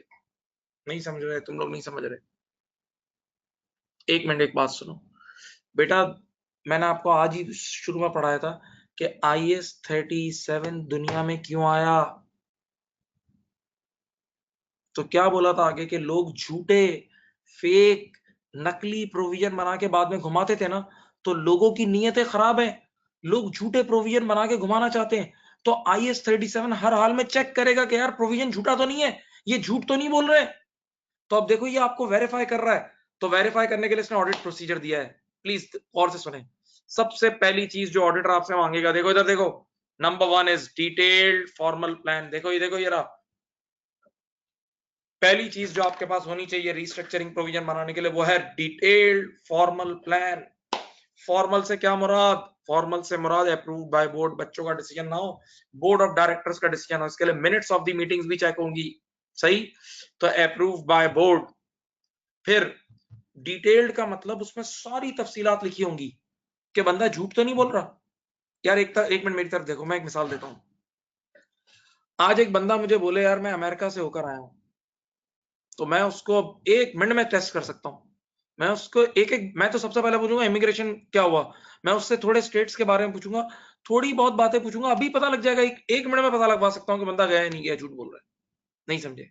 या आज एक बंदा मुझे बोले कि यार मैंने अमेरिका के लिए अप्लाई कर दिया, बस मैं जा रहा हूँ एक हफ्ते बाद अमेरिका मेरे, तो मैं उससे एक एक चीज वेरीफाई कर सकता हूँ, बेटा वीजा कैसे लिया, क्या हुआ, इंटरव्यू हुआ क्या नहीं हुआ, अब किस यूनिवर्सिटी में अप्लाई किया, उसके एक मिनट में बंदा पकड़ लेगा। तो ऑडिटर भी यही तो कर रहा है। आप बोल रहे हो ना कि हमें रीस्ट्रक्चरिंग करनी है, आप बोल रहे हो ना कि हमें पूरी डीलेयरिंग करनी है, पूरी लेयर्स ऑफ मैनेजमेंट को फारिग करना है, तो वो बोल रहा है जरा उसका प्लान तो बता दो। तो उस प्लान में सबसे पहले वो आपसे पूछेगा रीजन ऑफ रीस्ट्रक्चरिंग, क्यों कर रहे हो, क्यों कर रहे हो? तो आप बताओगे कि हमारा इदारा इतने लॉस में है, ये सारी ब्रांचेस बेकार हो गई हैं, ये कॉम्पिटिटर आ गया था, ये मसला है, ये सारी बात आप बताओगे, तो उसमें रीजन फॉर रीस्ट्रक्चरिंग होगा। फिर उसमें ये भी लिखा होगा number of business locations affected, आप कौन कौन सी लोकेशंस बंद कर रहे हो। फिर नंबर ऑफ एम्प्लॉयज अफेक्टेड, लड़कों बाकायदा आइडेंटिफाइड होंगे कि हम इतने लड़कों को फायर करेंगे, उनकी तफसीलात होगी सारी। ठीक है, तो देखो इससे पकड़ लेगा ऑडिटर। फिर रिडंडेंसी कॉस्ट एंड पेनल्टीज, भाई कितना खर्चा होगा, इतने सारे एम्प्लॉइज को निकालूंगा तो खर्चा भी तो होगा, तो उनके खर्चे सारे बताने होंगे। देन आखिरी चीज है when the plan will be implemented, when the plan, final shot कब लगेगा, फाइनल शॉट कब लगेगा यानी इंप्लीमेंट कब होगा। तो ये सारी चीजें आती हैं डिटेल्ड फॉर्मल प्लान में। किसमें आती है? डिटेल्ड फॉर्मल प्लान में। इससे ऑडिटर पकड़ लेता है। सही। तो ऑडिट रिस्ट्रक्चरिंग प्रोविजन का जो प्रोविजन बनाना है उसकी पहली शर्त क्या है कि आपके पास क्या हो, बोलो, डिटेल्ड फॉर्मल प्लान हो जिसके अंदर ये सब चीजें होती हैं। सही। अब दूसरी चीज सुनो, ये दूसरी है, क्या आपने क्रिएट्स क्या कर दियो, creates valid expectation to those affected through announcement और बाय स्टार्टिंग रिस्ट्रक्चरिंग। यार आपने सामने वालों के दिलों में, जो लोग इस रिस्ट्रक्चरिंग से अफेक्टेड होने के ना, उनके दिलों में वैलिड एक्सपेक्टेशन क्रिएट कर दियो कि हाँ यार ये काम होने वाला है। तो अब ये वैलिड एक्सपेक्टेशन कैसे क्रिएट हो सकती है बताओ? सबको बुलाओ और अनाउंसमेंट कर दो, सबको बुलाओ और अनाउंसमेंट कर दो, क्रिएट हो जाएगी। या आप अपने अमल के जरिए, आप अपने अमल के जरिए भी ये वैलिड एक्सपेक्टेशन क्रिएट कर सकते हो। आपने रिस्ट्रक्चरिंग शुरू कर दी, सारे ब्रोकर्स को बोल दिया, अब लोग देखने आ रहे हैं जगह कि जगह बिक रही है, तो ऑब्वियस सी बात है एम्प्लॉय समझ जाएंगे कि अब ये बंद होने वाली है। ठीक। तो ये दो चीजें होना जरूरी है। Number 1 detailed formal plan, and number 2 लोगों के दिलों में वैलिड एक्सपेक्टेशन क्रिएट कर दियो। लोगों के दिलों में क्या क्रिएट कर दियो? Valid expectation. अब मैं एक बात बोलूं, पास्ट पेपर में एसबीआर P2 वाला और एसबीआर में भी, और आईसीडब्ल्यू का जो एक कॉर्पोरेट रिपोर्टिंग का पेपर होता है उसमें भी आता है, उसमें ये इतनी बार आया, और हमेशा कभी दोनों में से कोई एक कंडीशन मिस होती है।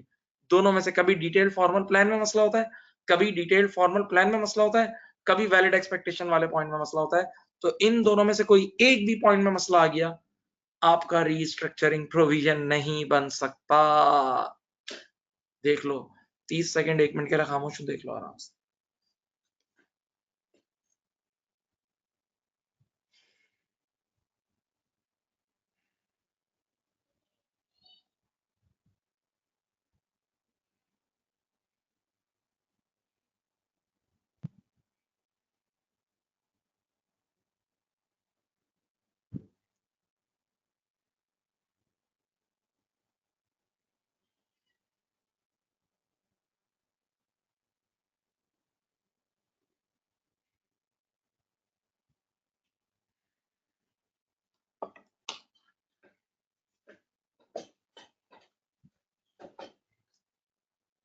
सही।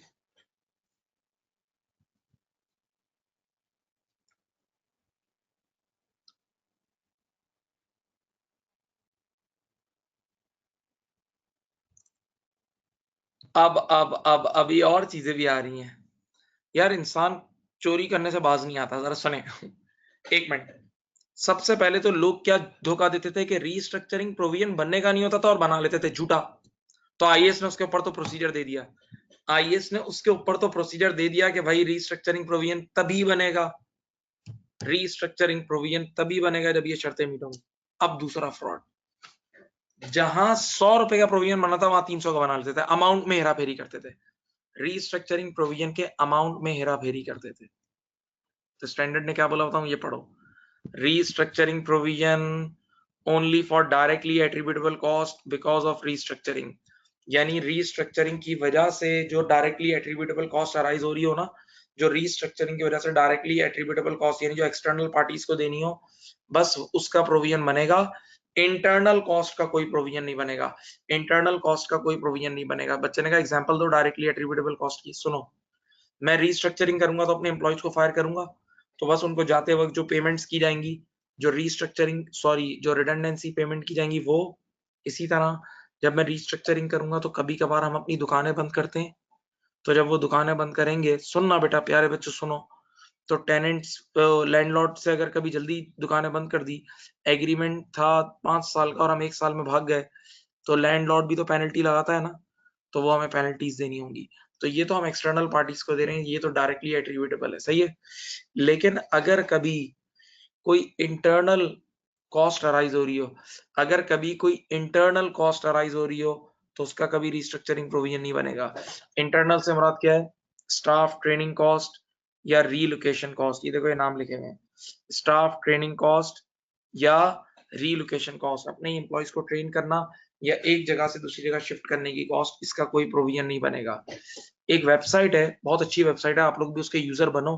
मैं हमेशा बच्चों को बोलता हूँ ifrsbox.com, ifrsbox.com बेहतरीन वेबसाइट है ifrs की, जाके पढ़ा करो उसमें। तो एक खातून ने वो वेबसाइट बनाई है, चाइनीज लेडी है, उसने उस वेबसाइट में इसकी बड़ी अच्छी लॉजिक लिखी है। बोला ये स्टाफ ट्रेनिंग कॉस्ट का प्रोविजन इसलिए नहीं बन सकता क्योंकि लोग बाद में इसको कैंसिल कर देते हैं, बाद में ये प्लान अंदर का ही प्लान होता है ना, तो ये बाद में रिवर्स भी हो सकता है, इसीलिए स्टाफ ट्रेनिंग कॉस्ट का प्रोविजन नहीं बनेगा। ओके, सही। तो देख लो बेटा, मैंने क्या क्या बताया। पहले रीस्ट्रक्चरिंग प्रोविजन की शराइत, दो मेजर बातें, डिटेल्ड फॉर्मल प्लान होना जरूरी है, नंबर एक, और नंबर टू, लोगों के दिलों में वैलिड एक्सपेक्टेशन क्रिएट कर दी। अगर ये दोनों एक साथ मीट होंगी तभी रीस्ट्रक्चरिंग प्रोविजन बनेगा, वरना नहीं बनेगा। अगली बात मैंने क्या बोली, क्या अगर रीस्ट्रक्चरिंग प्रोविजन बनाना भी है ना, तो किस अमाउंट का बनाना है, only for directly attributable cost जो रीस्ट्रक्चरिंग की वजह से अराइज हो रही है। इंटरनल कॉस्ट का कभी भी प्रोविजन नहीं बनेगा। ओके, प्लीज ये नोट कर लें, सारा देख लें, देख लें, मैं आपको ये फाइल भेज दूंगा।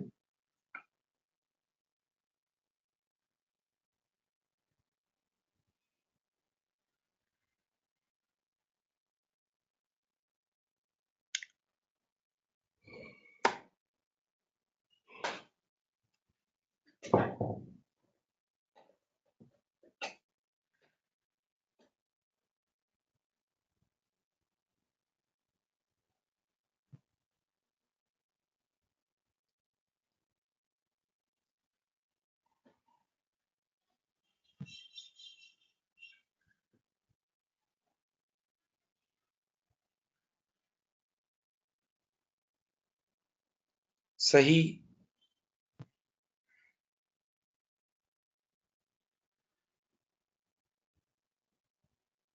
अब एक और चीज सिखानी है, सुनिए बेटा, यहां से अब एक नई चीज है, यहां से अब एक नीचे नई चीज है, सुनो। IS-37 का नाम आपको पता है क्या, IS-37 का नाम क्या था, कल बताया था, provisions, contingent liabilities and contingent assets. IS-37 का नाम क्या था, थोड़ी देर और एक्टिव हो जाओ यार, हाफ एन आवर बस प्लीज, दिल से। जब आप क्लास ले रहे हो तो पूरी concentration, full full please. IS-37 का नाम था provisions, contingent liabilities and contingent asset. ये जो दूसरा नाम था ना कॉन्टिजेंट लायबिलिटी, जो दूसरा नाम है उसका नाम क्या है, कॉन्टिजेंट लायबिलिटी। सुनना, कॉन्टिजेंट लायबिलिटी क्या चीज है, सादा लफ्जों में कॉन्टिजेंट लायबिलिटी वो प्रोविजन है जिसका रिकग्निशन क्राइटेरिया मीट नहीं हो रहा। कॉन्टिजेंट लायबिलिटी वो प्रोविजन है जिसका रिकग्निशन क्राइटेरिया मीट नहीं हो रहा। तो जब रिकग्निशन क्राइटेरिया मीट नहीं होता उसका, तो फिर उसकी डबल एंट्री नहीं बनती। कॉन्टिजेंट लायबिलिटी की प्यारे बच्चों हम डबल एंट्री नहीं बनाते, डबल एंट्री नहीं बनाते, बल्कि उसका सिर्फ डिस्क्लोजर बनता है। उसका डिस्क्लोजर बनता है नोट्स टू द अकाउंट्स में और शेयर होल्डर को रिपोर्ट हो जाता है। उसका डिस्क्लोजर बनता है नोट्स टू द अकाउंट्स में और शेयर होल्डर को रिपोर्ट हो जाता है। ठीक है, तो प्रोविजन की तो डबल एंट्री बनती है, क्योंकि प्रोविजन का आप रिकग्निशन क्राइटेरिया अगर मीट होता है तो डबल एंट्री बनेगी। लेकिन कॉन्टिजेंट लायबिलिटी का सिर्फ क्या बनेगा, डिस्क्लोजर। कॉन्टिजेंट लायबिलिटी का सिर्फ क्या बनेगा, डिस्क्लोजर बनेगा, सिर्फ और सिर्फ डिस्क्लोजर बनेगा। ओके, सही। अब बात सुने, सर कब प्रोविजन बनेगा और कब डिस्क्लोजर बनेगा, आइए ये आपने बचपन में F3 लेवल से ही हम पढ़ाते हैं, F3 में भी पढ़ाते हैं, F7 में भी पढ़ाते हैं, SBR P2 ICW सब में पढ़ाते हैं। सुनो ये, यहाँ देखो भाई, पहले कॉलम को देखो, चार कॉलम आपके सामने बने, अभी सिर्फ पहले कॉलम को देखो। प्रेजेंट ऑब्लिगेशन थी, यस था। आउटफ्लो के चांसेस क्या थे, प्रोबेबल थे, जबरदस्त, और रिलायबल एस्टिमेट भी था। तो ये तीनों कंडीशन मीट हो गई, present obligation, probable outflow, reliable estimate, तो प्रोविजन बनेगा। नीचे ट्रीटमेंट देख लो, प्रोविजन बनेगा, प्रोविजन बनेगा, प्रोविजन बनेगा। ओके, सही, ऐसा ही है। अब सेकंड कॉलम पढ़ो, सेकंड कॉलम क्या है, सेकंड कॉलम में देखो प्रेजेंट ऑब्लिगेशन है, यस, प्रेजेंट ऑब्लिगेशन है, यस बेटा। आउटफ्लो के चांसेस प्रोबेबल, जबरदस्त, प्रेजेंट ऑब्लिगेशन भी है, प्रोबेबल आउटफ्लो भी है। लेकिन ये देख लो रिलायबल एस्टिमेट नहीं हो रहा, पता ही नहीं लग रहा कि 1 करोड़ का आउटफ्लो होगा या 10 करोड़ का होगा या 50 लाख का होगा, अमाउंट ही नहीं पता। तो जब अमाउंट ही नहीं पता तो डबल एंट्री कैसे बनाओगे, जब अमाउंट ही नहीं पता तो डबल एंट्री कैसे बनाओगे।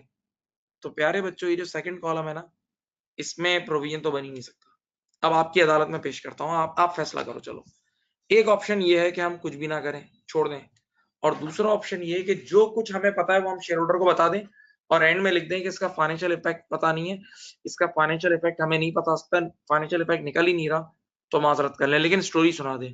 तो स्टैंडर्ड ने भी यही बोला, यही काम करो, बिकॉज अंग्रेजी की कहावत सुनिए, something is better than nothing, something is better than nothing. तो बेटा इस सेकंड वाले केस में नीचे पढ़ लो क्या करेंगे, disclosure without financial effect, disclosure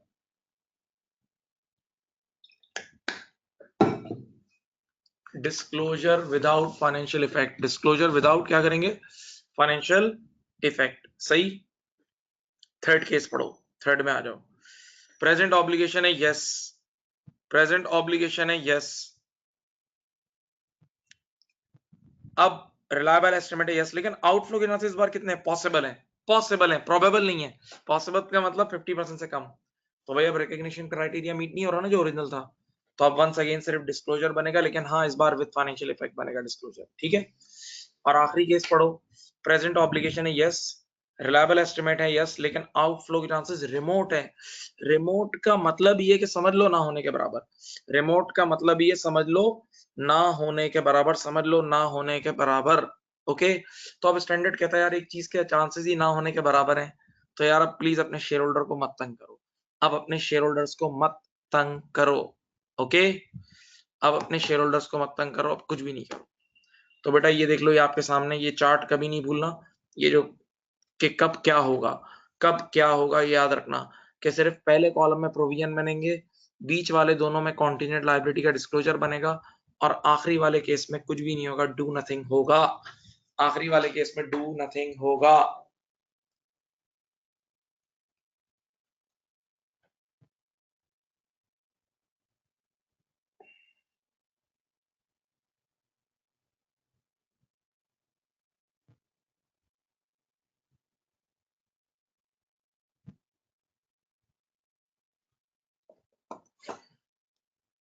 okay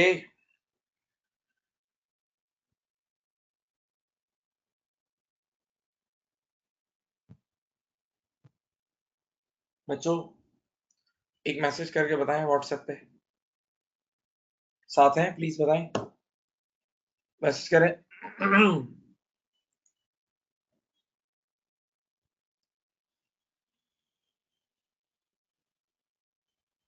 okay चलो, अब ये बेहतरीन एक चीज है छोटी सी, सुनो, सुनिए सुनिए सुनिए सुनिए प्लीज, आखिरी एरिया है, 15-20 मिनट दिल से प्लीज।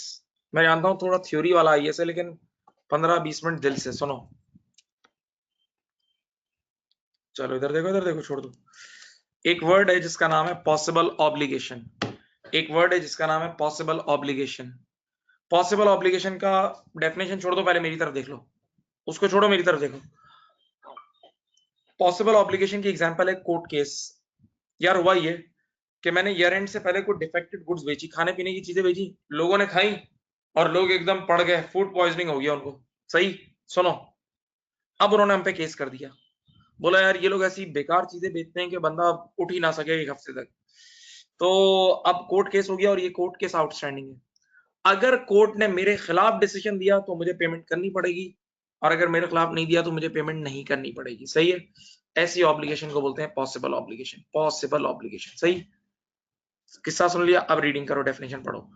एन ऑब्लिगेशन, देखो पढ़ो, an obligation that arises from past events, past में गलत गुड्स भेजी थी, and whose existence will be confirmed by the occurrence or non-occurrence of one or more uncertain future events। भाई अब मेरी ये जो ऑब्लिगेशन है ये डिपेंडेंट है कोर्ट के डिसीजन पे, अब मेरी ये ऑब्लिगेशन डिपेंडेंट किस पे, कोर्ट के डिसीजन पे, और कोर्ट का डिसीजन मेरे कंट्रोल में नहीं है। देखो आगे पढ़ो, not wholly controllable for that organisation. सही, तो ऐसी ऑब्लिगेशंस को हम बोलते हैं पॉसिबल ऑब्लिगेशंस। क्या बोलते हैं, पॉसिबल ऑब्लिगेशंस। अब जरा आंखें खोलें, देखें इसके नीचे केसेस पढ़े, पॉसिबल ऑब्लिगेशन हो और आउटफ्लो के चांसेस रिमोट हो, पॉसिबल ऑब्लिगेशन और आउटफ्लो के चांसेस क्या हो, रिमोट। स्टैंडर्ड कहता है कुछ भी नहीं करो, छोड़ दो, डू नथिंग। पॉसिबल ऑब्लिगेशन हो और आउटफ्लो के चांसेस पॉसिबल हो, तो स्टैंडर्ड कहता है आप डिस्क्लोजर बनाओ, क्या बनाओ, डिस्क्लोजर बनाओ। सही है, पॉसिबल ऑब्लिगेशन हो और आउटफ्लो के चांसेस प्रोबेबल हो, तो अब बनाओ प्रोविजन। क्या बनाओ? प्रोविजन। अब बनाओ प्रोविजन। ओके। और अगर आउटफ्लो के चांसेस वर्चुअली सर्टेन हो, वर्चुअली सर्टेन का मतलब समझ लो काम हो गया। वर्चुअली सर्टेन का मतलब समझ लो काम 90% plus. Virtually certain is 90% plus means no uncertainty.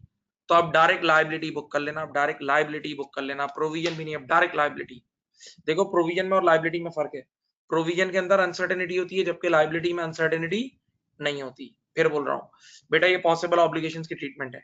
Possible obligation हो और आउटफ्लो के चांसेस रिमोट हो, कुछ भी ना करें। पॉसिबल ऑब्लिगेशन हो और आउटफ्लो के चांसेस पॉसिबल हो, डिस्क्लोजर बनाए। पॉसिबल ऑब्लिगेशन हो, आउटफ्लो के चांसेस प्रोबेबल हो, तो प्रोविजन बनाए। और वर्चुअली सर्टेन हो तो लायबिलिटी बुक कर लें। सही।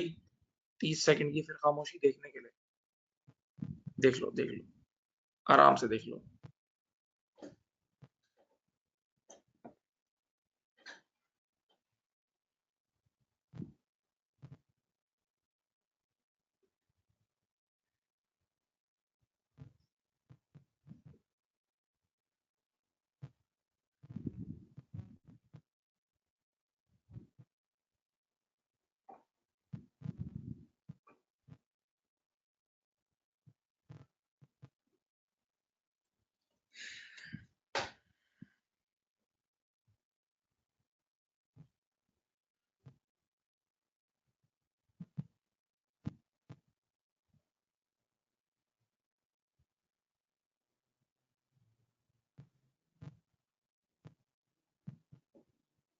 अब आंखें खोलो। यार इस आईएएस का पूरा नाम क्या था? पूरा नाम बताऊं क्या था? प्रोविजंस पहला नाम, कॉन्टिजेंट लायबिलिटी दूसरा नाम, और तीसरा नाम था कॉन्टिजेंट एसेट। 3 नाम थे प्यारे बच्चों। Provisions, contingent liability and contingent assets. Provisions, contingent liabilities and contingent assets. अब जो तीसरा नाम है वो समझा रहा हूं, कॉन्टिजेंट एसेट। उसकी डेफिनेशन सुनो। सामने देखो, स्क्रीन पे देखो, अब मेरी तरफ नहीं, स्क्रीन पे देखो। ये जो पॉसिबल ऑब्लिगेशन की डेफिनेशन है ना, अगर उसमें ऑब्लिगेशन का वर्ड काट के सिर्फ यहाँ एसेट लिख दो, इधर भी एसेट लिख दिया, इधर भी एसेट लिख दिया, तो बस ये पॉसिबल एसेट की डेफिनेशन बन गई। दोनों जगह एसेट एसेट लिख दिया ना, तो ये पॉसिबल एसेट की डेफिनेशन बन गई। Possible asset means contingent asset. Possible asset means contingent asset. एक मिनट यार, पॉसिबल ऑब्लिगेशन क्या थी? शॉर्टकट में समझ लो। पॉसिबल ऑब्लिगेशन में किसी और ने मुझ पर केस किया हुआ था। पॉसिबल ऑब्लिगेशन में किसी और ने मुझ पर केस किया हुआ था ना। हाँ, पॉसिबल एसेट में हमने किसी और पे केस किया होगा। अगर हम जीतेंगे तो हमें पैसे मिलेंगे। अब एसेट है, अब हम जीत गए तो हमें पैसे मिलेंगे। सही। इसकी मिसाल दूं, पहली मिसाल इंश्योरेंस। बेटा ईयर एंड से पहले मेरा स्टॉक जल गया, ईयर एंड से पहले मेरी इन्वेंट्री जल गई। मैंने इंश्योरेंस कंपनी को कॉल की क्योंकि इंश्योर्ड थी। मैंने कहा क्लेम दो, तो वो आए और उन्होंने ड्रामेबाजी शुरू कर दी। बोला यार आप लोगों ने पेट्रोल के टैंक खुले छोड़े हुए थे, लड़के स्मोकिंग कर रहे थे, तो ये तो होना ही था। अब हम क्या करें? मैंने कहा तुम क्या करो, इंश्योरेंस तो इंश्योरेंस होती है, हर हाल में क्लेम देना पड़ेगा, इंश्योरेंस का मतलब ही है। तो वो लोग उलझने लगे, तो हमने फिर केस किया उनके खिलाफ। अब अगर हम ये केस जीत गए, अब अगर हम ये केस जीत गए, तो हमें जो क्लेम मिलेगा वो हमारा कॉन्टिजेंट एसेट है। वो हमारा क्या है? कॉन्टिजेंट एसेट है। समझ गए? और मिसाल दूं, और मिसाल सुनो बेटा। एक और मिसाल है कि इनफ्रिंजमेंट ऑफ ब्रांड या इनफ्रिंजमेंट ऑफ पेटेंट्स। क्या हुआ यार, हमारा एक इंस्टीट्यूट 10 साल पुराना इंस्टीट्यूट है, 10 साल पुराना इंस्टीट्यूट है, इस नाम से चल रहा है। इस साल ईयर एंड से पहले किसी और ने हमारा नाम कॉपी किया और ऐसा ही इंस्टीट्यूट खोल लिया। किसी और ने हमारा नाम कॉपी किया और ऐसा इंस्टीट्यूट खोल लिया और लोगों को गुमराह किया, स्टूडेंट्स को गुमराह किया, जिससे हमें फाइनेंशियल लॉस भी हुआ और बच्चों का भी टाइम खराब किया। तो हमने उस पर फौरन से केस किया। हमने कहा यार इन्होंने हमारा नाम गलत यूज किया विदाउट आवर परमिशन। तो अब अगर ये केस हम जीत गए तो वो हमें पेनल्टी पे करेगा। ये हमारा पॉसिबल एसेट है। हमारा क्या है? पॉसिबल एसेट या कॉन्टिजेंट एसेट है। सही। अब आंखें खोलो, अब इसके ट्रीटमेंट बता रहा हूं, ये बड़ा काम का है। देखो सुनो, आंखें खुली चाहिए प्लीज। देखो क्या लिखा है, पॉसिबल एसेट हो और मिलने के चांसेस रिमोट हो, स्टैंडर्ड कहता है डू नथिंग। Do nothing. फिर पढ़ो नेक्स्ट लाइन, पॉसिबल एसेट हो और मिलने के चांसेस पॉसिबल हो, again do nothing. Again do nothing. Remote पे भी डू नथिंग, पॉसिबल पे भी डू नथिंग। रिमोट पे भी डू नथिंग, पॉसिबल पे भी डू। बच्चे ने कहा सर ये क्या है? सर यहां देखें, सामने देखो, उधर दूसरी तरफ देखो। जब आप पॉसिबल ऑब्लिगेशन पढ़ा रहे थे ये, तो उसमें तो पॉसिबल पे आपने डिस्क्लोजर बना दिया था। और इस बार पॉसिबल पे डू नथिंग। हाँ, यही तो है प्रूडेंस। यही क्या है? प्रूडेंस। नहीं समझे? यही तो प्रूडेंस है कि अच्छाई को लेट, पॉसिबल एसेट इज अच्छाई, पॉसिबल एसेट इज अच्छाई। अच्छाई को लेट से लेट रिपोर्ट करना है और बुराई को जल्दी से जल्दी रिपोर्ट करना है, इसीलिए लायबिलिटी एक कदम आगे। अब तीसरा पॉइंट पढ़ो। पॉसिबल एसेट हो और उसके मिलने के चांसेस प्रोबेबल हो। पॉसिबल एसेट और उसके मिलने के चांसेस क्या हो? प्रोबेबल हो तो आप डिस्क्लोजर बना दोगे। पॉसिबल एसेट और उसके मिलने के चांसेस प्रोबेबल हो तो आप क्या बना दोगे? डिस्क्लोजर बना दोगे। सही है, प्रोबेबल पे जाके सिर्फ डिस्क्लोजर है। और आखिरी चीज, पॉसिबल एसेट और उसके मिलने के चांसेस वर्चुअली सर्टेन हो तो अब स्टैंडर्ड कहता है now you can book asset. अब एसेट की एंट्री बना दो। और दुनिया की हर बुक में नीचे एक बात लिखी है, जो भी आईएएस की बुक्स है उसमें ये, at that point the asset is no more contingent. बेटा जब वर्चुअली सर्टेन का मतलब 90%, 95% प्लस, तो अब कोई कॉन्टिजेंसी नहीं रहती, अब कोई अनसर्टेनिटी नहीं होती। बल्कि एक बात बोलूं, किताबों में ये लिखा है कि वर्चुअली सर्टेन का मतलब कोर्ट ने डिसीजन दे दिया, 15 दिन बाद पैसे मिल जाएंगे। ठीक है, तो अब कोई अनसर्टेनिटी नहीं है, तो स्टैंडर्ड कहता है यार अब आप एसेट बुक कर सकते हो। अब आप एसेट बुक कर सकते हो। सही है, तो देख लो, आंखें खोल के पढ़ लो। पॉसिबल एसेट रिमोट के केसेस में बिल्कुल भी बुक नहीं होगा, डू नथिंग। पॉसिबल के केस में भी डू नथिंग। सही है, पॉसिबल एसेट हो, मिलने के चांसेस प्रोबेबल हो तब जाके डिस्क्लोजर, और मिलने के चांसेस वर्चुअली सर्टेन हो तो एसेट बुक हो जाएगा। मिलने के चांसेस वर्चुअली सर्टेन हो तो क्या बुक हो जाएगा? एसेट बुक हो जाएगा। ओके, सही। 1-2 मिनट देख लो, ये सारा आपके सामने ही है।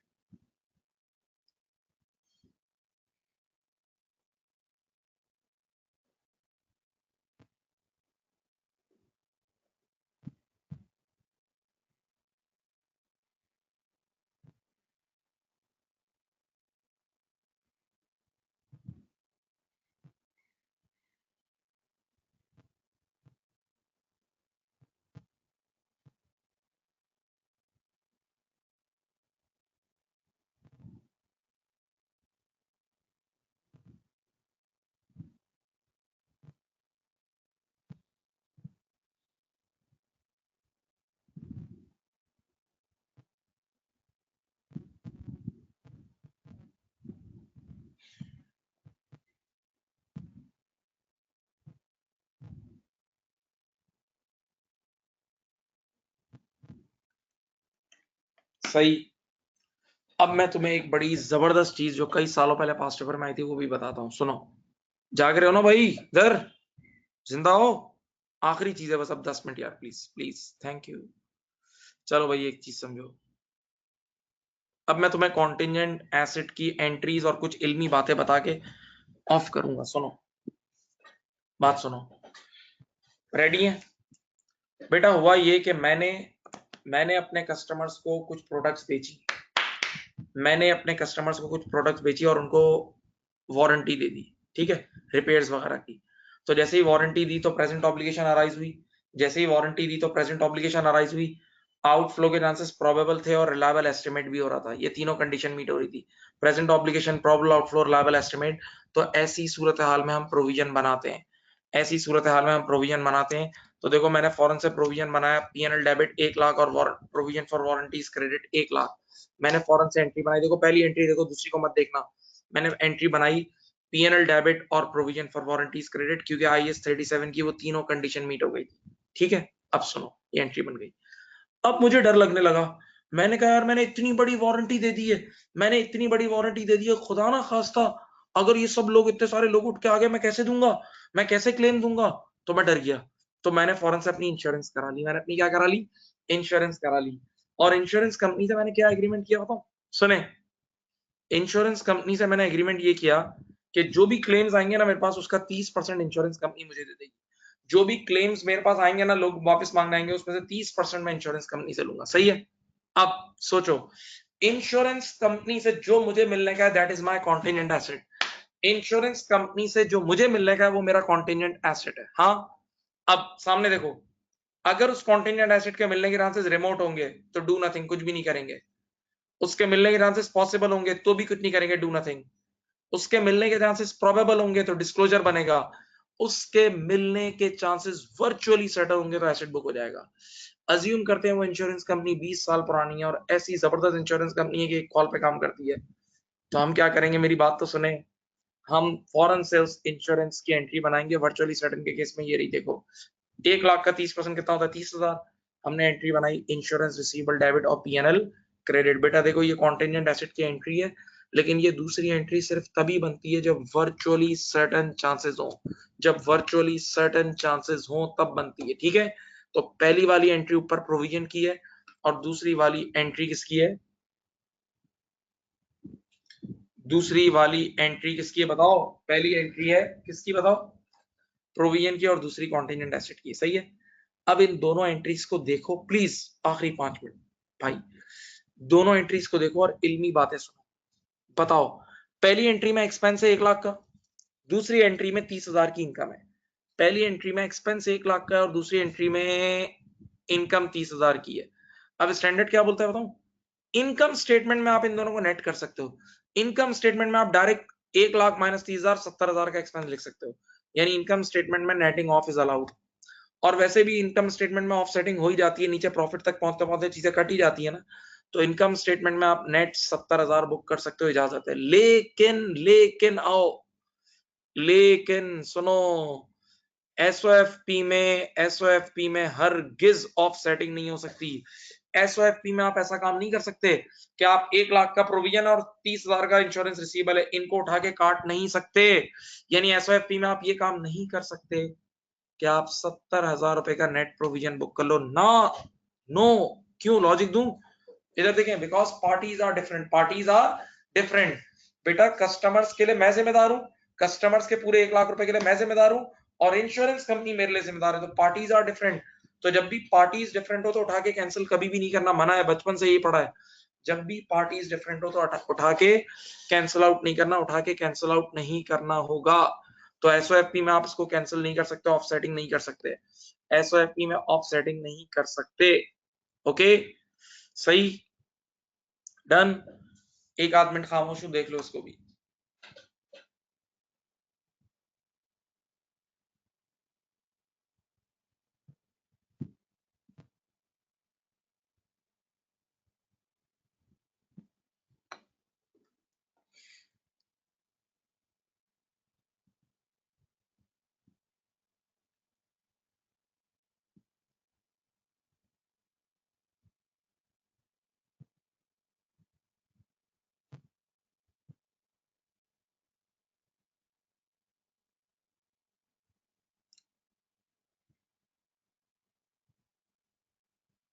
सही, बात समझ गए बेटा? हाँ जी। अब अगर ये वाली चीज समझ गए तो बता दें, इतना ही था इस स्टैंडर्ड में। अब इसके आर्टिकल्स भी आप लोग पढ़ें, आप लोग जाएं गूगल पे और उधर लिखें ifarsbox.com और IS37 लिखें, यूं लिखें IS37, थोड़ा सा स्लैश डाल के IFRS बॉक्स लिखें तो डायरेक्ट आर्टिकल खुलेगा, उसको पढ़ें। बहुत बेहतरीन आर्टिकल्स लिखे हुए हैं, उसमें वीडियोस भी हैं, वो जरूर देखें, बहुत अच्छी चीज है। ठीक, ये समझ गए तो बता दें।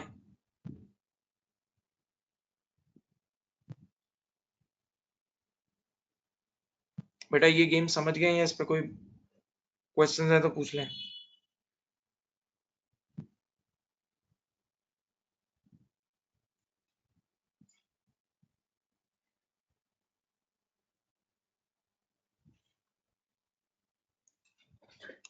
चलो ठीक है, आज के लिए इतना ही रख रहे हैं, इंशाल्लाह अगली मुलाकात में इंशाल्लाह मिलेंगे। Thank you, Allah Hafiz.